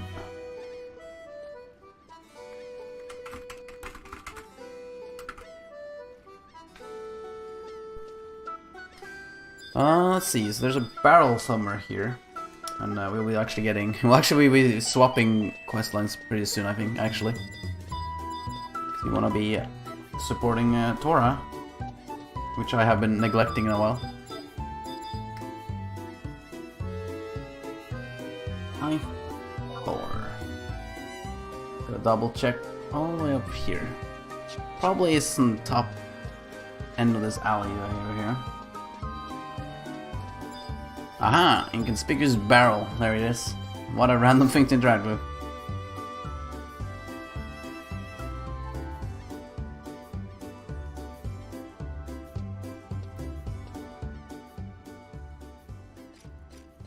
For last through time, I don't give a damn about the behemoth horn Oh. So you're the servantari Octavian said he was gonna send. Oh god, it's a Tartar. Oh no. You need me to forgy a blade for you then? Yes. Well, tough troll teats. The Order of Orville wants the sword that's normally produced using techniques that died out centuries ago. The ones in which we contemporary blacksmiths are versed are barely applicable. I add even the slightest bit too much or too little of the certain ingredients after smelting, the blade will turn out duller and that intolerable geomancer Sylvie. Sabers, broadswords, rapiers, they're all living, breathing things, and the old feet of their forgers' souls. The attitudes and lost. Someone as adapted as smithing as me can bring the sword to life in exchange for sorting my own. The problem, however, is getting the materials rails together. I have a request Taru metals and leather, but for a weapon mountainous as this, we need to venture forth into the heart of Ulbaka's darkness to find some exceptionally powerful resources. Don't either have a rune saber or a frost-encrusted flame gem, but they're both indispensable vencible. I heard you can find frost-encrusted flame gems in Maw Gates. I've certainly never been there. It's no stroll past the statue of the goddess Vadis with your lover, and only those either blinded by fame and fortune or seeking the sweet reprieve of the eternal slumber bumber ever set out for it. I may shape swords for a living, but I wouldn't be caught or dead swinging one. There's no way I'm going out there. Go back to whatever goddess forsaken continent Tara you came from and forget about that sword. Thanks for the help, man. Appreciated. Lala's talked like this, I would have gone on a purge a long ago. Honestly, I prefer Tartars over Lalafels because they're much like much cuter and innocent than Lalafels are just downright evil. Okay, I think I invited you, Tora. We're gonna go well on our way to do some little bit of a completely different quest, actually. As much as I want to continue it, I am playing with Tora at the end of the day. I don't want her just waiting around and doing stuff we cannot do. Much better to do the artifact quest for White Mage, which is what we were doing originally. And then I can just do my Rune Fencer quest afterwards. But it's nice just to get the intro at least. And besides, now I have to get out in the Rala waterways, which is beneath this place.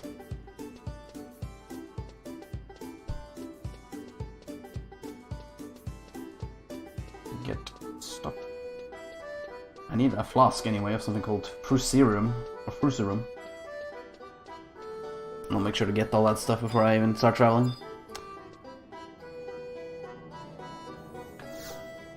In any case. Tora! Hello. What quest are you on at the moment? Because I wasn't really paying attention when you were getting help from that summoner. What part of the quest are you on now? Because I have to find out where we are, and then we can try and figure out what we're supposed to be doing. Second, because I have the clickeronies here.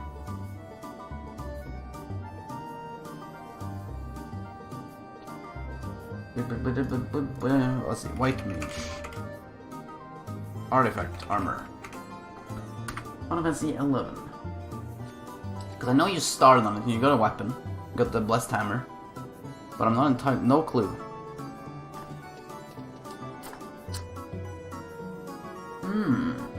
I think we're still in the quest to get you the,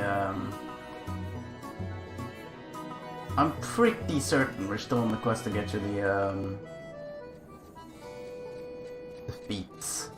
The feet? Is it the feet? Yeah, I think it should be the feet first, to get them boots. And we had not finished that quest just yet, even though we were not too far off from having it, actually.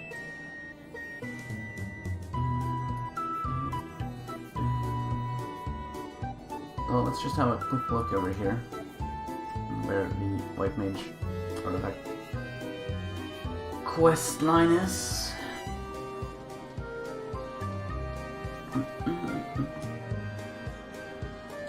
Oh my god.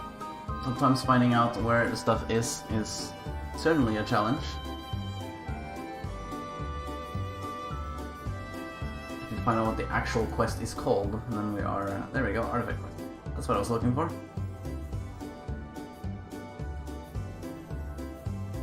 Ogre's healing hands, that's not it, but 4. A little black and white, is there one?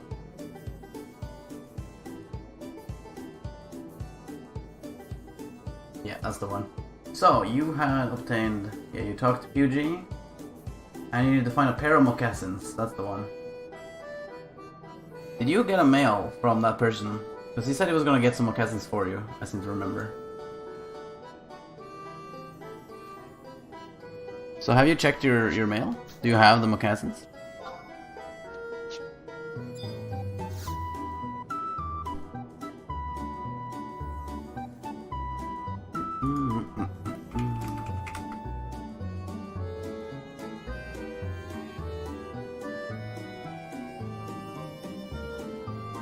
Because if you have that, we may take it to the person in Northern Sandoria, and that's actually the end of that quest. So, easy as that.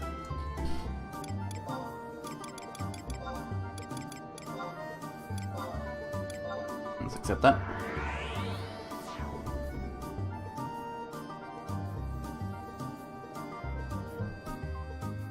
In fact, I'll just type it to you, it's a bit easier. We don't have to deal with the delay on stream. Hold on. Once it lets me, of course. There we go. Did you... oh, god damn it. Did you check the mail? Or moccasins? There we go. See what she says.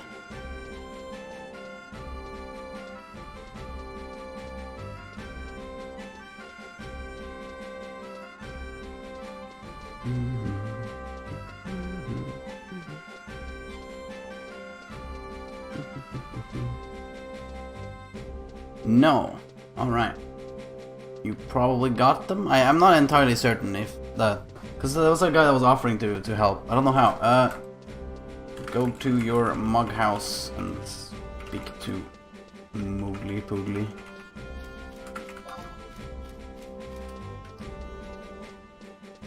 There is... you can check your mail in the mug house. I think that's the way to check your mail anyway. I think you can check it also elsewhere, but... I don't think you can actually take out items that's sent to you. There's a red dot in there.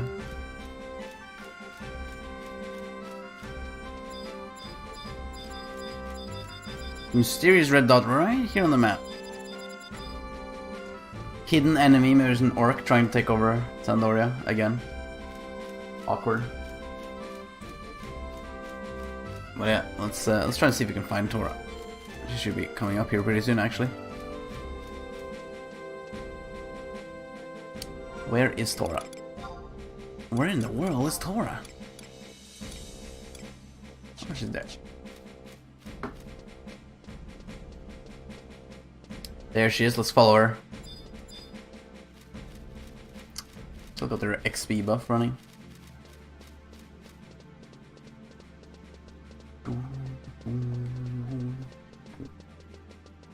We are indeed, just to explain, we're doing the artifact quests for white mages, which is a level 50 to 60. Because it actually spans across that whole level. Actually it's 40 because you start with a weapon first, which is level 40, and then you go start from 50, and every 2 levels you get a piece from a quest, and they tend to take you through the entire world. But yeah, you can check your mail by just talking to the Moogle.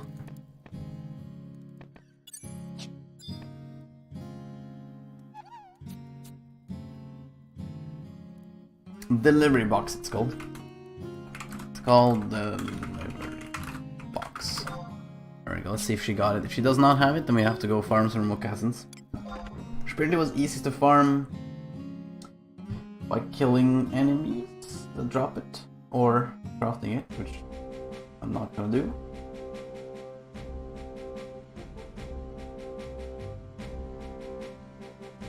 And the holy water, I hope she has. Nothing, really. I was certain that guy was meant to get that for you. That is strange.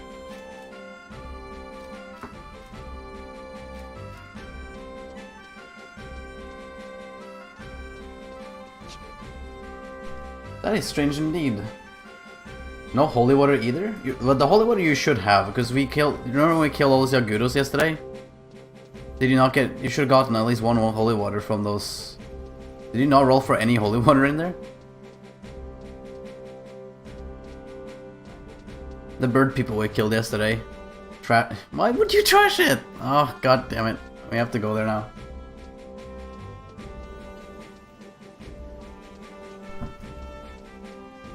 Shouldn't take that long though. In fact, it's the moccasins that's annoying to get. I was sure he had gotten that for you. I guess you can check the auction house, but I have a feeling they're gonna go for pretty high since it's a 1% drop.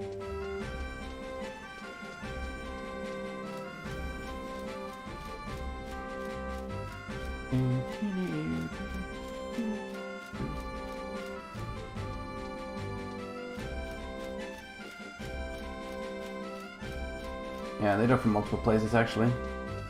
Didn't know it was useful. It's used for the quests. That's why we were there in the first place. But it's okay. I think that's we had like 1,000,000 of those when we were doing it, so you can pretty easily get that again. But the boots that I'm mostly concerned about, because they are kind of rare actually. They're ridiculously rare actually.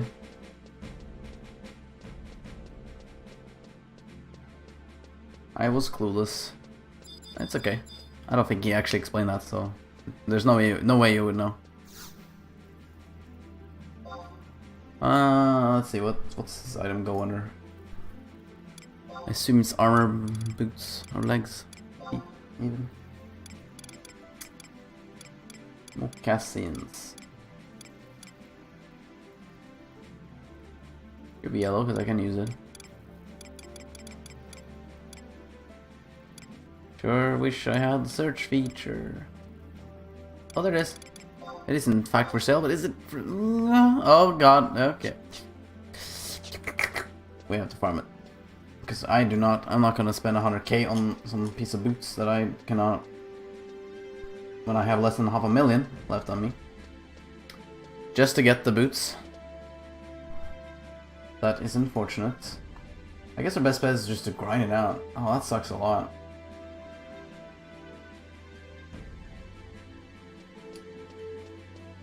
That does indeed suck quite badly.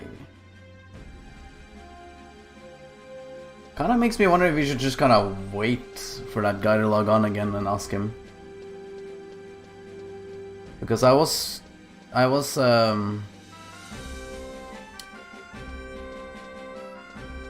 That guy was kind of the one that was just doing the quests ahead without really explaining what he was doing.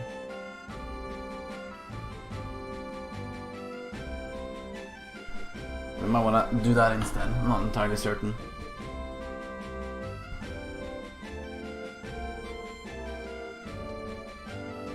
But we'll have to just have a look, I guess.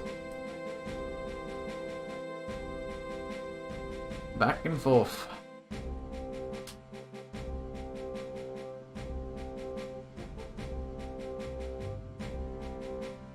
What a poopy opener request, actually.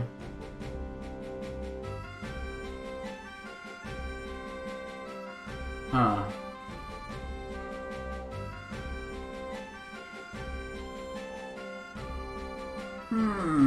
This is all of a sudden. I thought. I wasn't planning for this.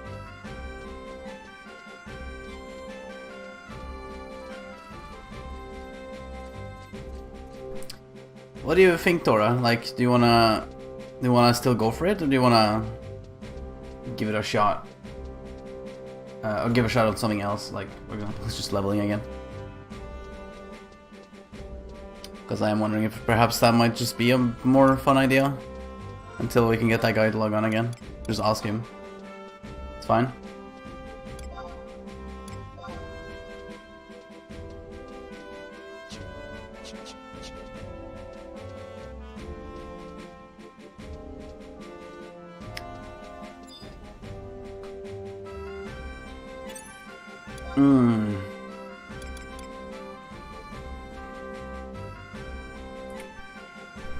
Yeah. Sorry about that, chat. I just have to kind of read about this. Sometimes it's rather convoluted to find information. There's like 6 different wikis with the conflicting info sometimes. Especially when it doesn't really say. Well, yeah. In that case, I guess just leveling again might just be the most fun for us to do. I got my equipment. I mean, we can go back to that cavern if you want.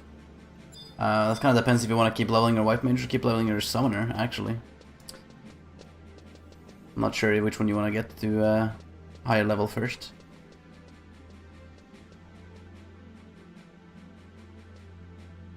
Let's see how long I'm going for. We'll level up then? Yeah. In that case, let's go to the book and teleport to the cavern again.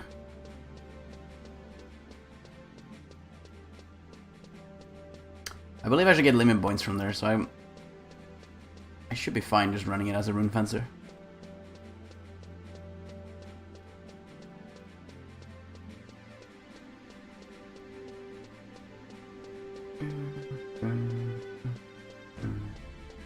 Although out of necessity stake, I might want to level up to 56, or get to 56,000 just for the OCD. Because this looks pretty bad. Looks like I can keep leveling, but I'm not getting enough. Feels bad, man.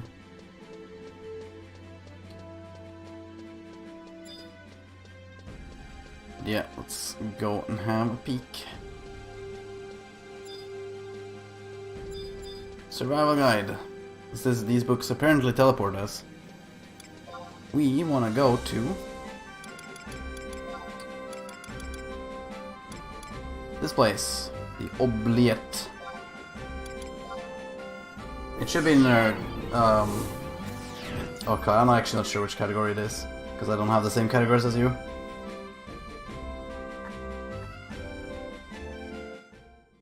But it should be the same place that Mara was in, like Cold Shushu or something like that, and then it might be in there. Wait, is this the right place? Yeah, it is. Wait, do you even have this place? You probably don't have this place. Fuck. Never mind. I'm silly. This isn't the right place. I meant to go to the labyrinth. Labyrinth on Zozo. Wait, that's alright. Yeah. Original, and then let's see. Labyrinth. Did I miss it?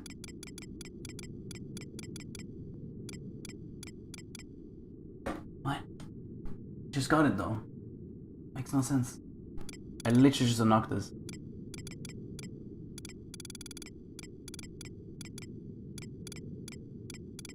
Oh, maybe there was actually... Is it right, Solar? So it is! It's a Solar zone. God damn it. It's located in the original release area, but apparently it was... It's in Rise of the Solar. Go to that category, and then teleport to the labyrinth. I'll just type it to you, actually. Oops. Oh, you are already there. You're way better than me. What am I even doing? Alright. Now that we're here, we may finally level sync to you. Oopsie daisy. There we go. Level 64 and Mansion Trusts. Put Cooper free down. Not a Purr, you can heal. And Toto. And I didn't switch to Warrior, god damn it. We should be fine though. Go Tara. And let's get a Yammer.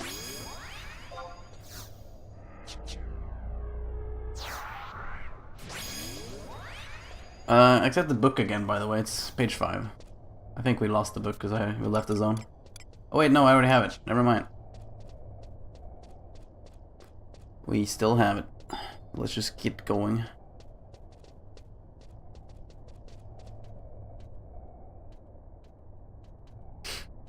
Okay. See if we can sneak our ways through here. We're at a little bit higher level now, so it shouldn't pull as much? Question mark? Are these cockatrices bad? Yeah, they're still easy. See if we can just hug the left wall. Yeah, that's good. But these guys are probably gonna still pull. So they will. I guess our best is to just kill these guys. Wait, that guy looks like a notorious monster. No, he's not. Somehow. See if we can go this way, actually. Might be able to walk around them.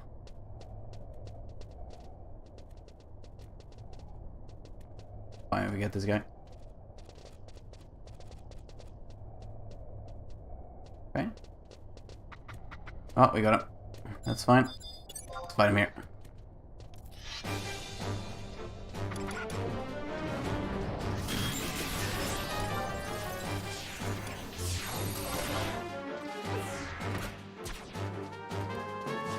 I'm just not pulling aggro now.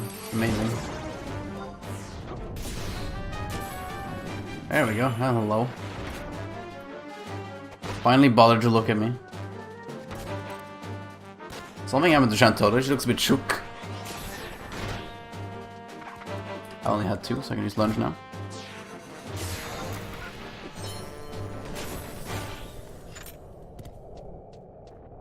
Okay.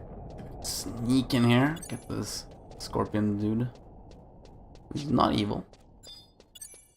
This cockatoo certainly will be. Let's find out. Oh, they don't really seem to respond to sound at all, actually. Great. Makes this whole thing a bit easier. Don't actually know if these scorpion guys are evil. And they certainly look a bit evil, but you know. But they are apparently not. Can safely make our way here. What about these guys? You're evil. I knew it. Can't trust Squid Face.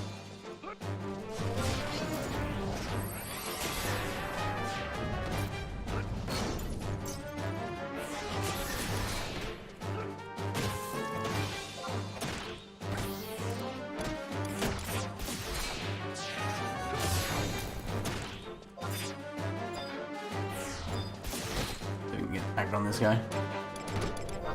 The flash. There we go.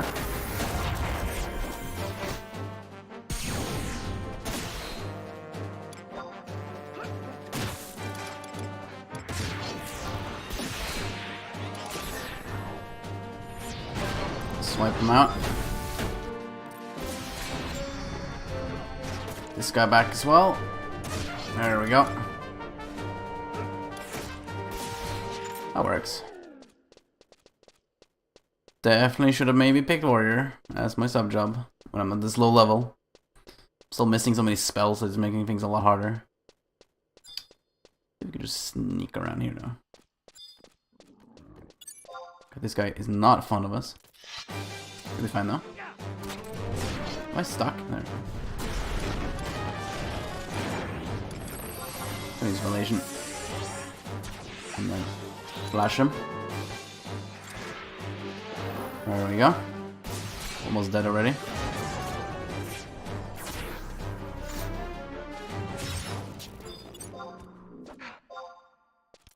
On to the next one. So I'm almost back.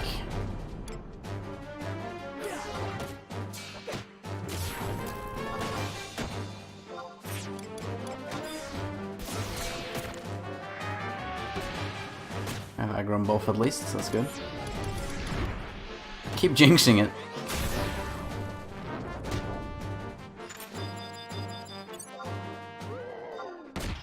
There we go, and the next guy.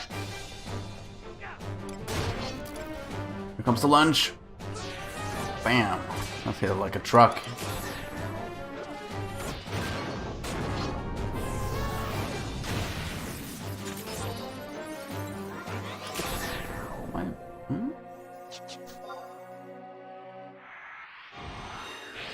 Shit, my box must have been full when I completed the Records of Eminence. Which one did I complete? Oh, this one. Copper voucher. Cannot complain.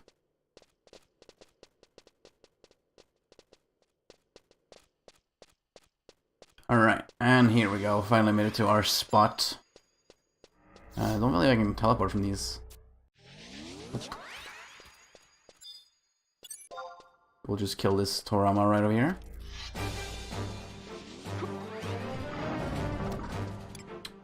And completely miss him, completely. Flash. I'll Legion on myself too.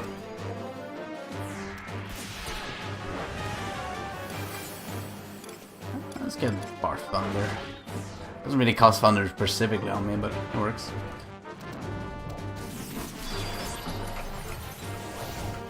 Protect. Shell, by the way. Dude, that's actually a protector shell on us.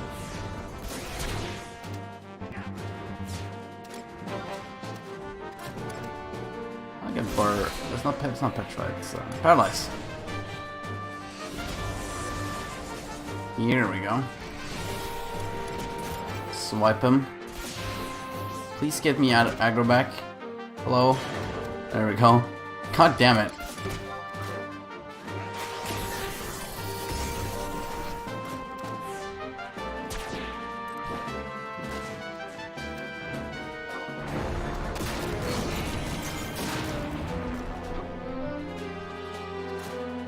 I really want to use Valation because it's almost dead.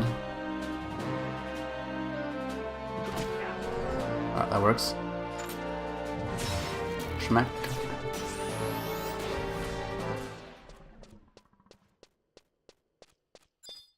And off we go.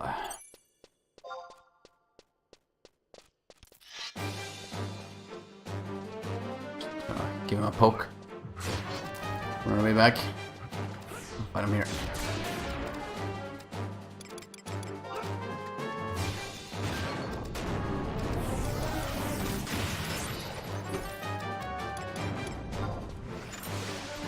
That was annihilated.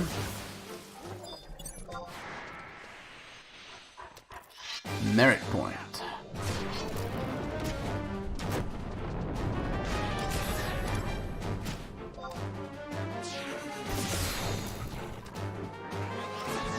Got hit hard.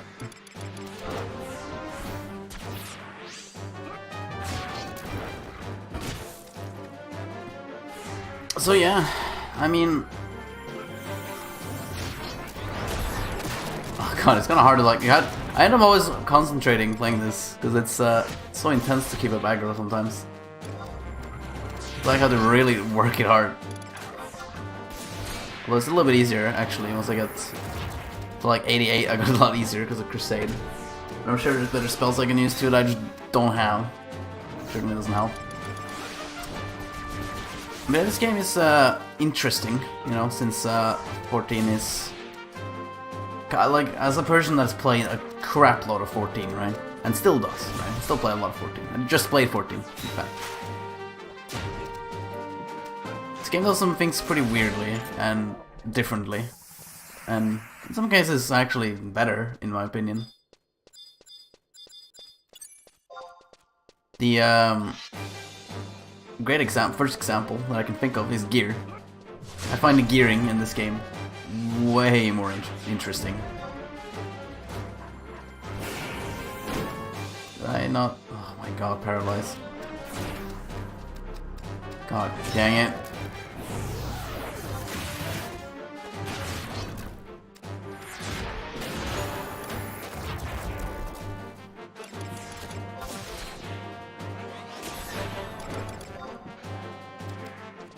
There we go. I find the gearing much more interesting in this game. Oh shit, there's a chest. Does Tora want to pick it up? The gearing is much more interesting in this game. In 14, all you have, right? You have very basic equipment. You're gonna have gear that's gonna have a set of main stats. Gonna have some gear that's gonna and also give you a pair of secondary stats. This means that you'll have armor, magic, defense, and basically the main attributes, right? Vitality, strength, intelligence, mind. And then it's gonna put secondary stats on it, and you're gonna get something like crit, you know, critical hit, determination, direct hit. Usually you get 2 of these, right? Because gear also all the gear in this game has like the same pattern. So you're gonna always get like 2 pieces of substats, mostly on the piece of equipment. Gonna be one gear piece that has slightly more than the other, right? So you're gonna have maybe one piece that gives you more crit, and one piece that gives you more death. And some will have completely different sets. That's basically the system in a nutshell, and that's all it has. This game, instead, like already just getting this random spark gear, which is 117. It's got, obviously, it's got like, these are meant to be equipped for everyone, right? So they got a lot of random stats. Like, I don't think I need mind, and I think is that charisma? Don't think that's really gonna affect my Rune Fencer very much. However, at the same time, it does still do a lot more interesting things. The fact that I have evasion plus, magic evasion, magic defense, haste. These are stats you would never find in a game like 14. Critical hit damage. Fucking Tora unlocked it again. I don't think Tora's ever failed a single casket. Like, she just keeps unlocking these all the time. But a blue rock. Well, that was worth it. But this is only talking about gear pieces within in this general format. As we know, no, if we're gonna wear a gear piece that's more specific, like a Rune Fencer set, for example, it's got some really interesting gear stuff in it. For example, summoners, right? This is kind of the problem with summoner. In fact, we were having a little bit of trouble since summoner. In Final Fantasy 11, you're gonna summon someone. You're gonna summon Ramu, summon Shiva, summon Carbuncle even. They all cost mana to maintain, right? You summon them, but then afterwards you have like a perpetuation cost, as it's called. If you don't cost, if you like, by just having them up, it's gonna drain your mana all the time. However, there are gear pieces that you can pick up that lower that cost, and there's gear pieces that increase the amount of mana you regenerate throughout general time, right? Just in general, in passive buff, basically. You'd never find that in 14, literally never.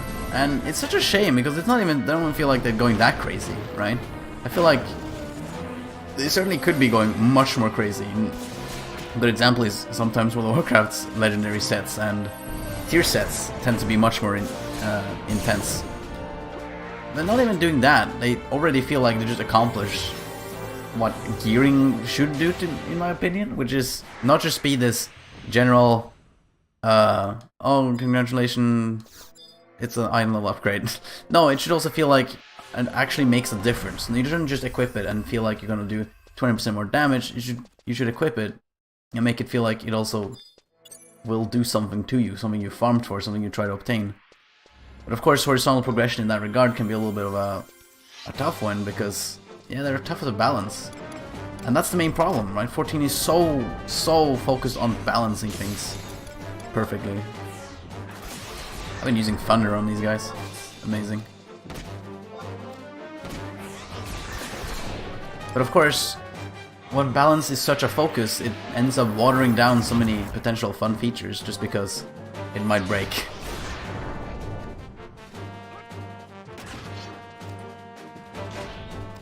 Which is a bit of a shame, actually. Do I have Gambit now? I do not. Because I feel like a lot of depth gets lost when the design is that way. Of course, it's not just perfect, and also another thing to think about is how do you... What about the gear acquisition process, right? How do you obtain these pieces? And secondly, okay, you obtain them through the raids and through these content. What about the gear thread mill that they've created, right? Because when gear is made this way, you know for sure that some pieces of gear are gonna be better than others. For instance, right, if I use like this gear piece that reduces the cooldown of this strong attack, what's to say that even, you know, when I get higher level equipment, that equipment will not be an upgrade, you know? A lot of stuff like that, which can make it a little bit tricky, to say the least, in terms of how you would go by and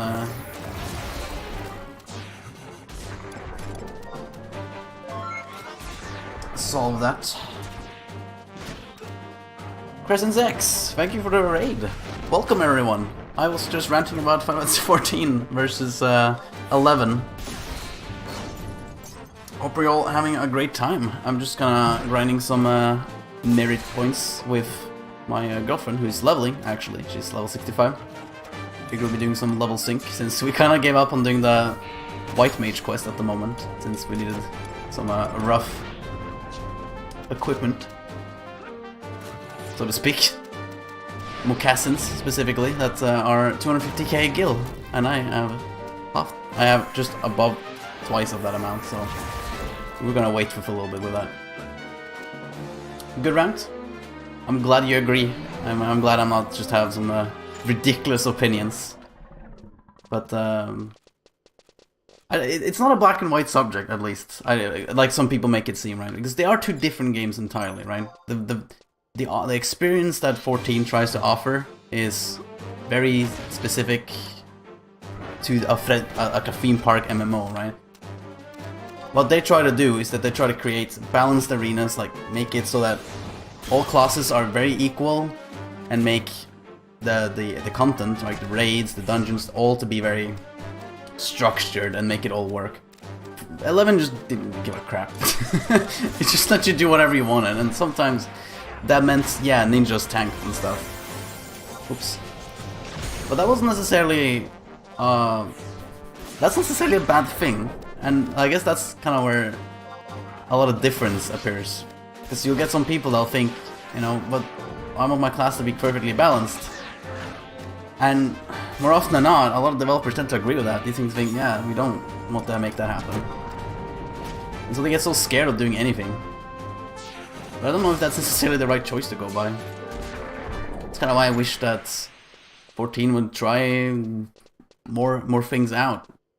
Because at the end of the day, right, even in a balanced environment, this is something that I especially have been thinking a lot about. In 14, you still have best in slot sets, right? You still have best in slot sets, and yet somehow they still feel like they're obliged to be stuck to only using these very, very watered down gear pieces, right? You know, either whether it be just crit or death or whatever. Well, at the end of the day, at least for my class, for example, as a paladin, I have to get critical hit and a direct hit. That's all I have to worry about. If it doesn't have crit or doesn't have direct hit, it's probably not worth it.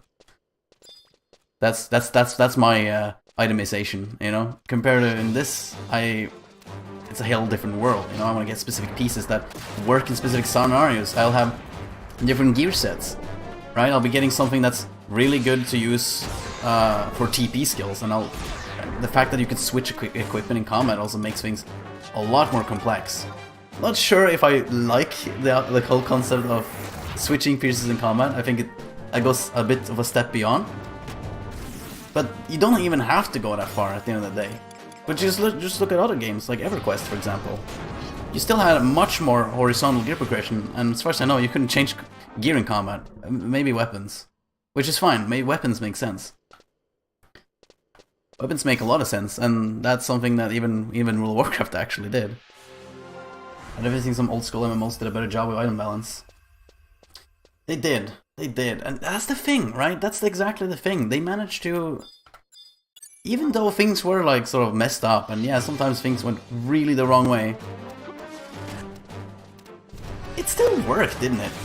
At the end of the day, it wasn't that unbalanced like people say. Like, the game was still absolutely playable. A lot of people play all kinds of jobs. They still find lots of ways of doing content.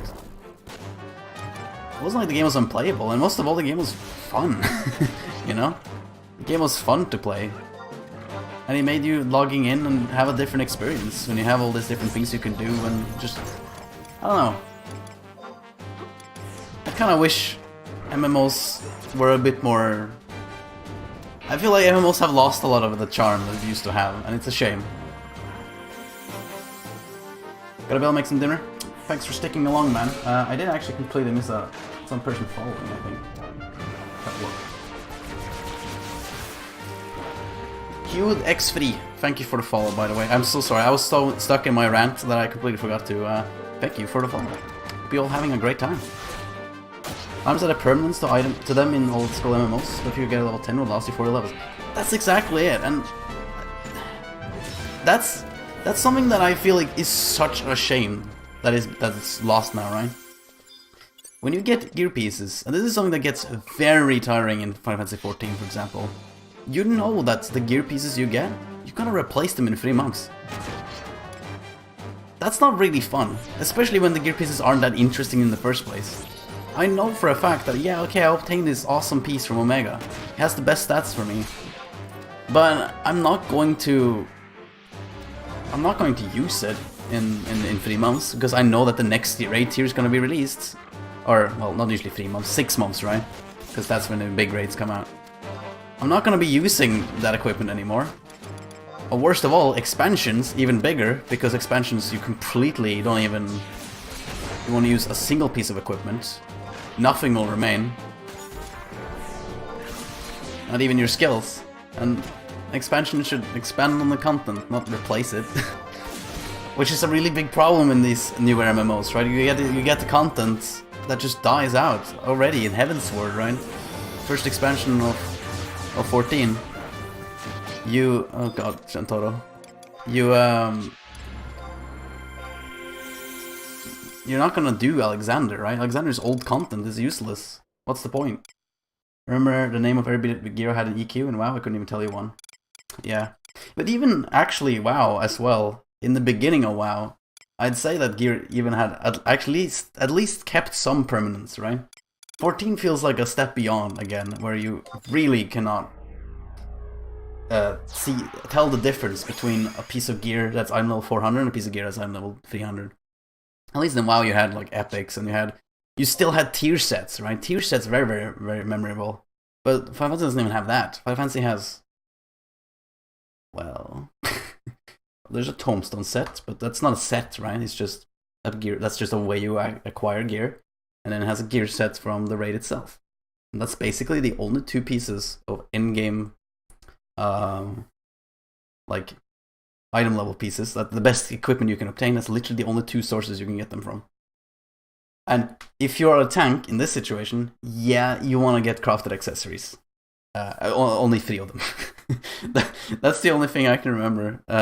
I can't actually tell you what piece of equipment I'm wearing right now. I think I'm wearing the Omega boots, and I'm wearing the Tombstone chess piece and a leg piece, I think. But can I tell you what I wore last patch?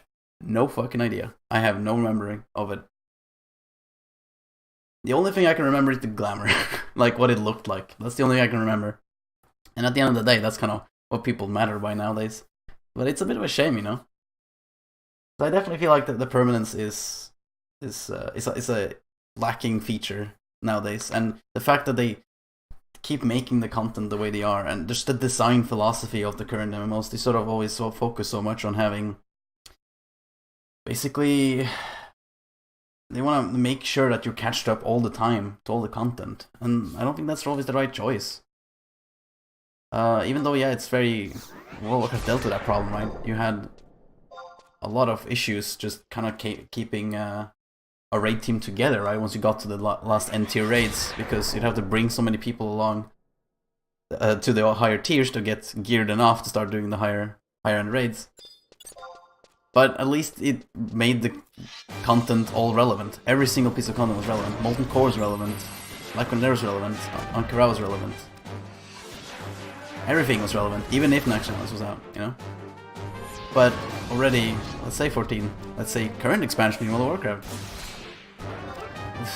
you do literally within the first next tier that you get, that content is all useless.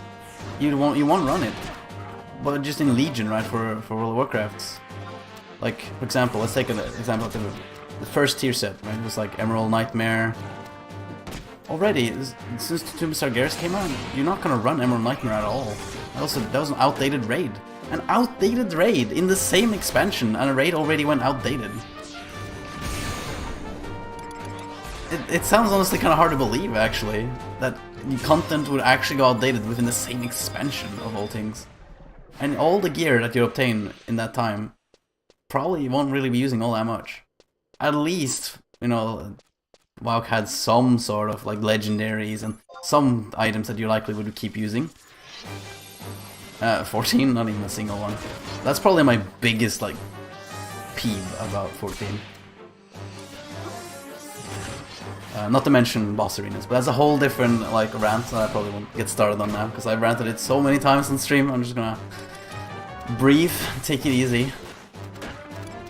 Because I don't want to shit too much of 14. I still enjoy 14, mind you. I still find it a fun game. I think the raiding is really fun, even if the boss arenas trigger me sometimes, because they're all fucking round and square. But I do enjoy it, and I enjoy this game as well a lot. But for different reasons, right? This game feels like an RPG game that's online. The other ones just feel like this nice social experience I sometimes have every week. I guess.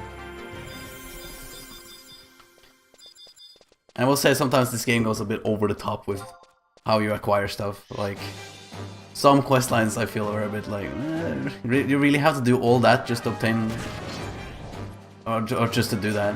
You want to obtain Summoner, you have to find every damn weather and just hope and get lucky. Because they want to make sure you work for literally everything. Ugh. There needs to be something in between, in my opinion. But that might be more controversial, of course.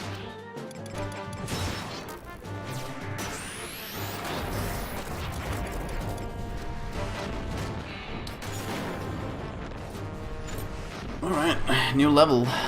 Level 66. Tora is getting pretty high now. It looks like I'm actually curious, Tora. Like, what are you intending to go all the way to the 99 with White Mage first, or Summoner still? Because at this point we have gone like way ahead of Summoner, which was what you technically started as. Well, actually you started as White Mage, but you wanted to go Summoner.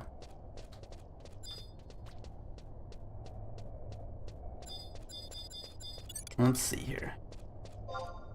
It should still be totally worth doing these guys though. So.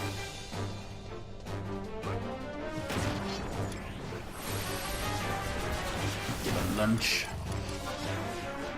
Give him a lunch. Although it's getting pretty late on my side. Not really time to have lunch. More like time for bed. Oh yeah, what am I doing? Oh. I brain farted there. No, no, no. I really should have tried warrior routes, because I'm having so much problems keeping up aggro at this level.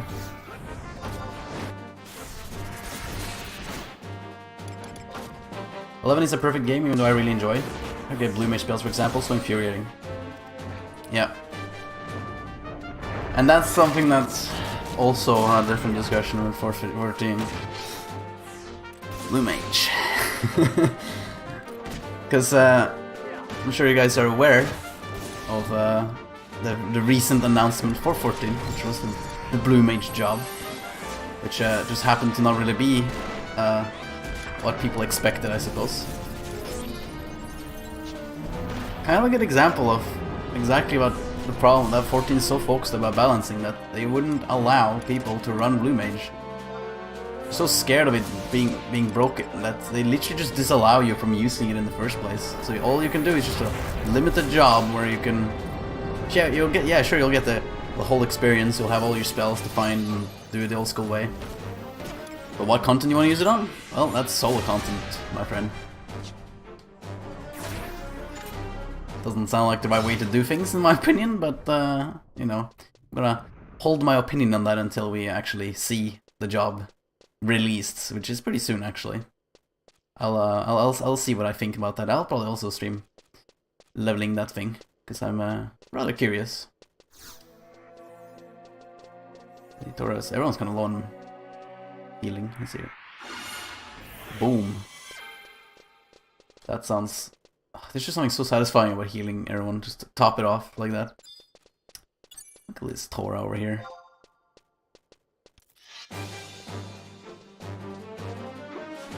Ooh.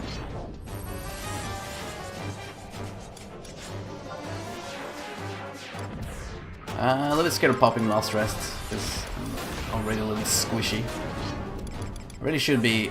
Now that I'm 99, I really need to read a Rune Fencer guide and actually kind of get into how you're supposed to play this class properly, and especially how to macro things properly, because at the moment I've just kind of done things on my own, but I noticed that they're not all ideal, and I want to also start getting more spells on here. Never heard of an MMO sectioning off a class from the rest of the server? Could be innovative, could be terrible. It's really strange, but as far as I know, right, it's not just a party, like, it's not just a restriction that, no, you can't do any dungeons, can't do anything like that. You still can, but only if it is, like, pre-made, right? If you manually form a group and you go ahead and enter dungeons. Oh, okay. Fair enough. I think obviously a lot of people are a little bit disappointed by that choice, because, you know, when we say that we wanted to play a job, right? That means all the content usually.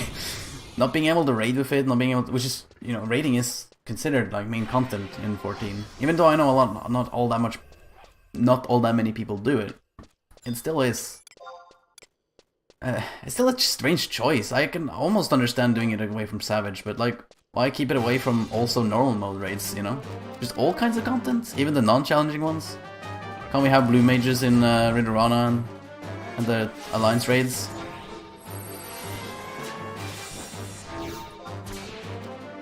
But it also sounds like they're not, like they deliberately is a bit unfinished too, since it's only, you know, and it will only be at level 50, but it still comes up as really weird.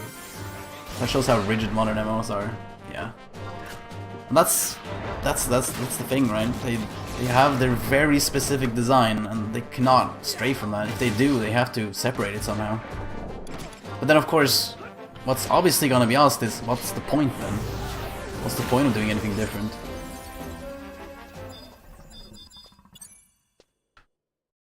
But that question also. I know a lot of people want 14 to change a lot. I don't think that's necessary.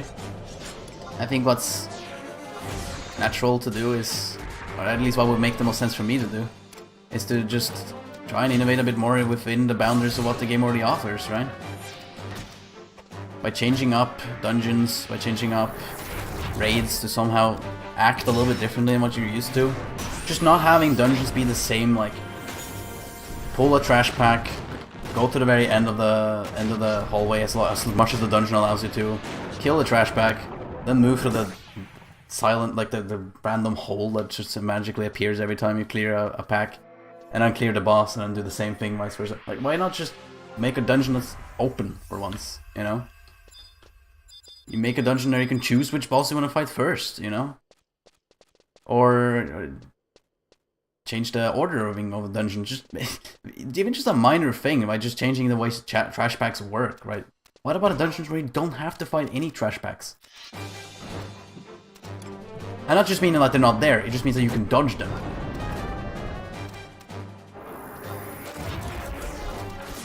But they don't do any of that. They just do the same thing over and over and over again, and of course people are gonna get very burnt out when that's the only thing they offer. I know I got very burnt out from that. And people keep saying, oh, they'll change things up next expansion, but it just doesn't look like that's what's gonna happen. But that's what they need to do, in my opinion, to make the game feel a lot more fresh than what it currently is. Because right now, admittedly, it does feel not very fresh. Because it's the same thing as Heavensward, it's the same thing as Stormblood. Shadowbring's just most likely gonna be the exact same thing. Dungeoneering isn't adventuring, it's just a race. Exactly. That's exactly the problem, right? It becomes a race. People just want to clear the dungeon as quick as possible and get out of there. And of course, that's a bit of a natural thing that happens when it's also so easy to group up, right? At least in the old days, if you're gonna do a dungeon, right? I'm thinking World of Warcraft again. Vanilla, classic WoW, you want to actually form a group manually. You have to go to the dungeon, then enter the dungeon, and then do it.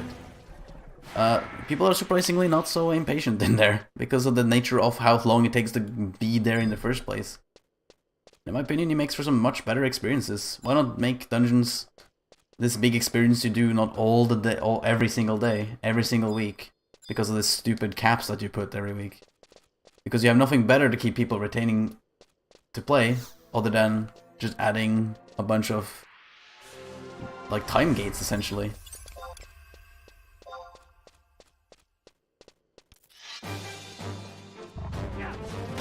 I hope some MMO gets brave enough. I know there's a lot of like indie ones out there.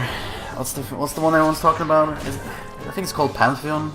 A lot like EverQuest. I don't know about that MMO. I don't know what I feel about it. I see some things that seem pretty cool, but I'm a little bit scared that it tries too much to just be just like the old ones, and it's gonna also show pretty badly. Because not everything in the old MMOs were good, anyway, for obvious reasons.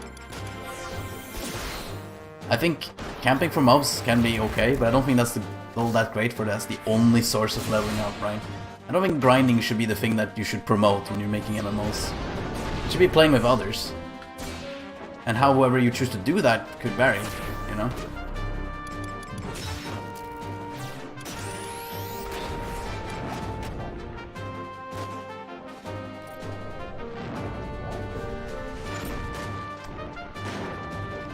Oh god, the camera freaks out in this game.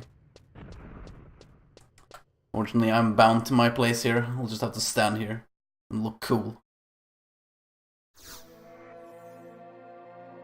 I'm pretty excited to get my artifact armor eventually. I'll probably get started on that tomorrow. See if I can, especially that weapon looks so good. And of course the 119 set also would be nice to get. Especially seeing as it wasn't actually that hard to get. At least the basic one. Like you guys said, I do want to get the job specific one eventually, but...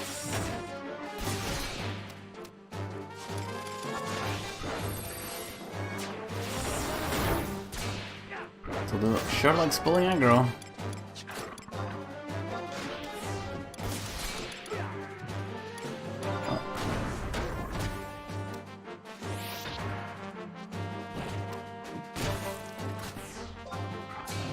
Oof. But that was a lot of ranting, about 14. Also worth talking about this game sometimes, since I am playing it after all.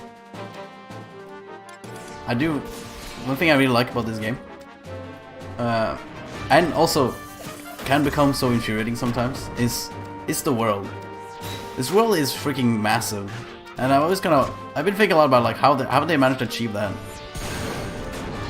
And I think it's basically the way of transportation is a big factor. In fact, I think even the current version of 11 kind of already diminishes what I really liked about it, unfortunately, because now you can just teleport with home points. You have the survival guides. You have the not the sparks, but the accolade teleporter, warp rings, everything.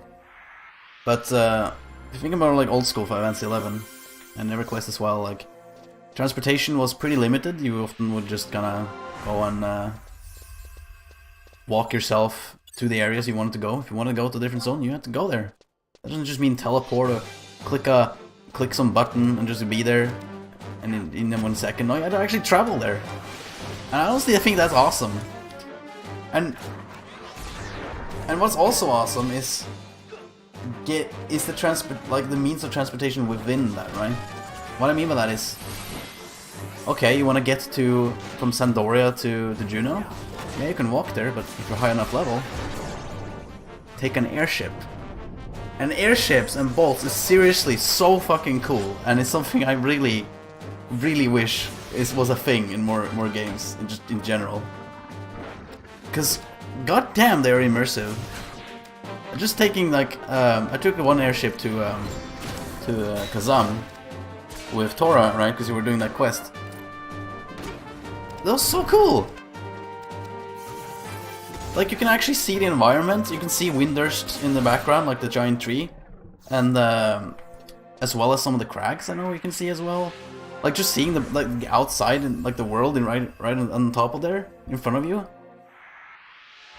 Like, it kind of blew my mind, actually. Like, can you imagine how cool it looked like at that point? Can you imagine how cool it would look like with games with nowadays graphics, right? With nowadays being able to make that same level of immersion. It could be so cool. Which is kind of sad that wasn't the thing. In fact, 1.014 completely bugged that up. Because the environment they made was so copy-pasted and so unimmersive. That's something that's I thought was super cool in this game. Like just taking the boat and just seeing the islands in the background. That's something I had a really good memory with EverQuest as well. I was taking that boat from Freeport to that dwarf city, Caladim, something like that. I didn't play very much, but I still remember that boat ride so much, which is how cool that was. First time I took the trip from Windurst to Juno, I was terrified. If you mean on foot, then yeah, that was scary. I can imagine having to go, especially also from Sandoria as well, having to go through Battaglia Downs with all those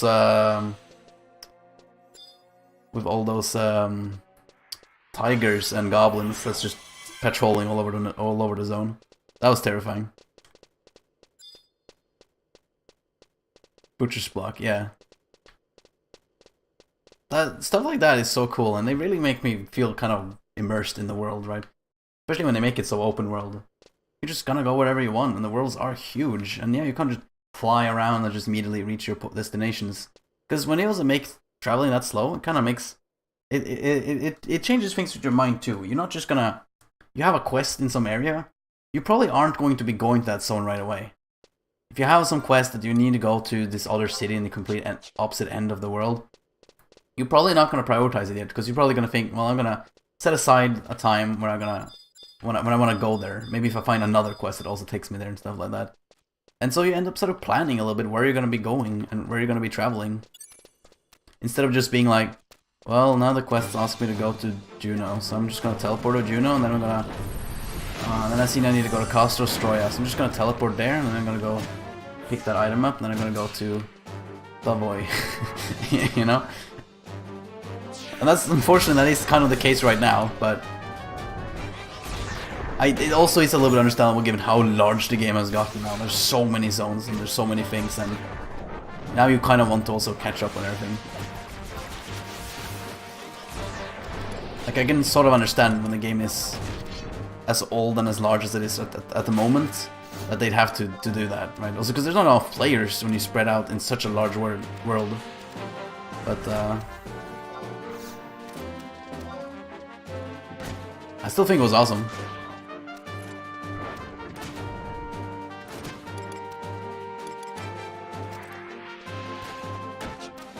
I don't think I ever used the airship in 14. I think I used it once or twice, but there's no point, right? Because you can just teleport there all the time. That's the whole point of the game. You just teleport. So exploration is just never a factor.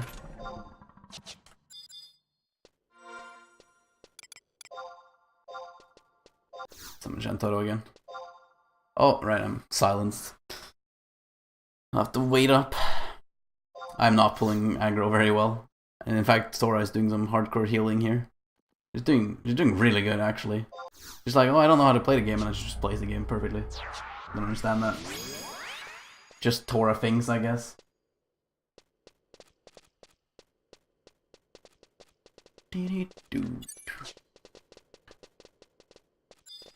Alright, let's keep going till she's 68, and I'll probably take a break from her. I am getting rather hungry myself, and we're kind of running a little bit on overtime very soon. I've been live for a while. Playing both 14 and 11.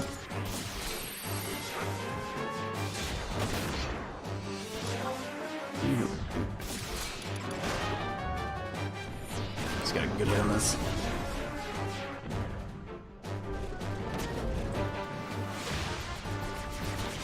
But yeah, it's been I rant a lot on this because it's something I've been thinking a lot about lately. Seeing, like, especially the new expansion, just seeing, like, there's not really anything new in there, and then obviously kind of playing this game, and the whole, like, hype of Classic WoW coming out soon as well, which I'll totally play, by the way.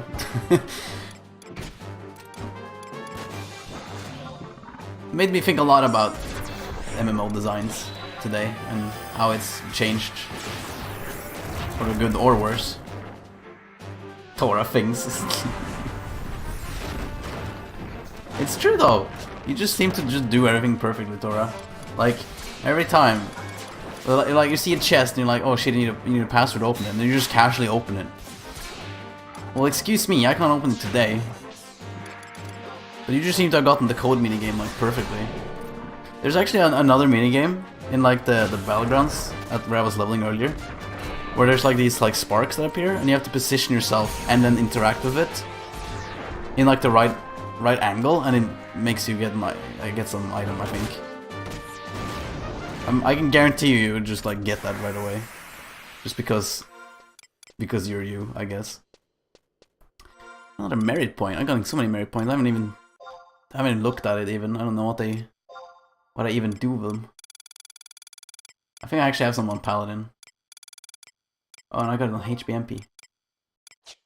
Not sure how I switched that. I'm pretty sure you can respec them, right? Because I think I have some... Well, maybe I don't have it on the wrong ones. I'll have to look at how they even work.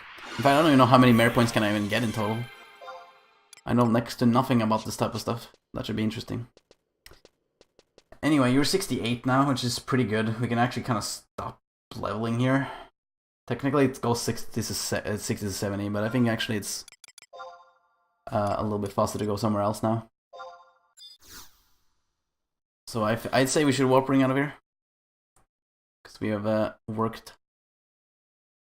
hard enough in this zone. Pretty sure we can easily go to the level 70 zone. Buffalo tickets, that's the place we can go. I think the tickets, that's... I think the tickets area is the Arthur Gaunt zone. We haven't even done the Arthur Gaunt quest yet. We should do that and unlock it. Alternatively, we can also go to Severin Mines, which is even easier. Just kill our way up there. It's probably even faster, actually.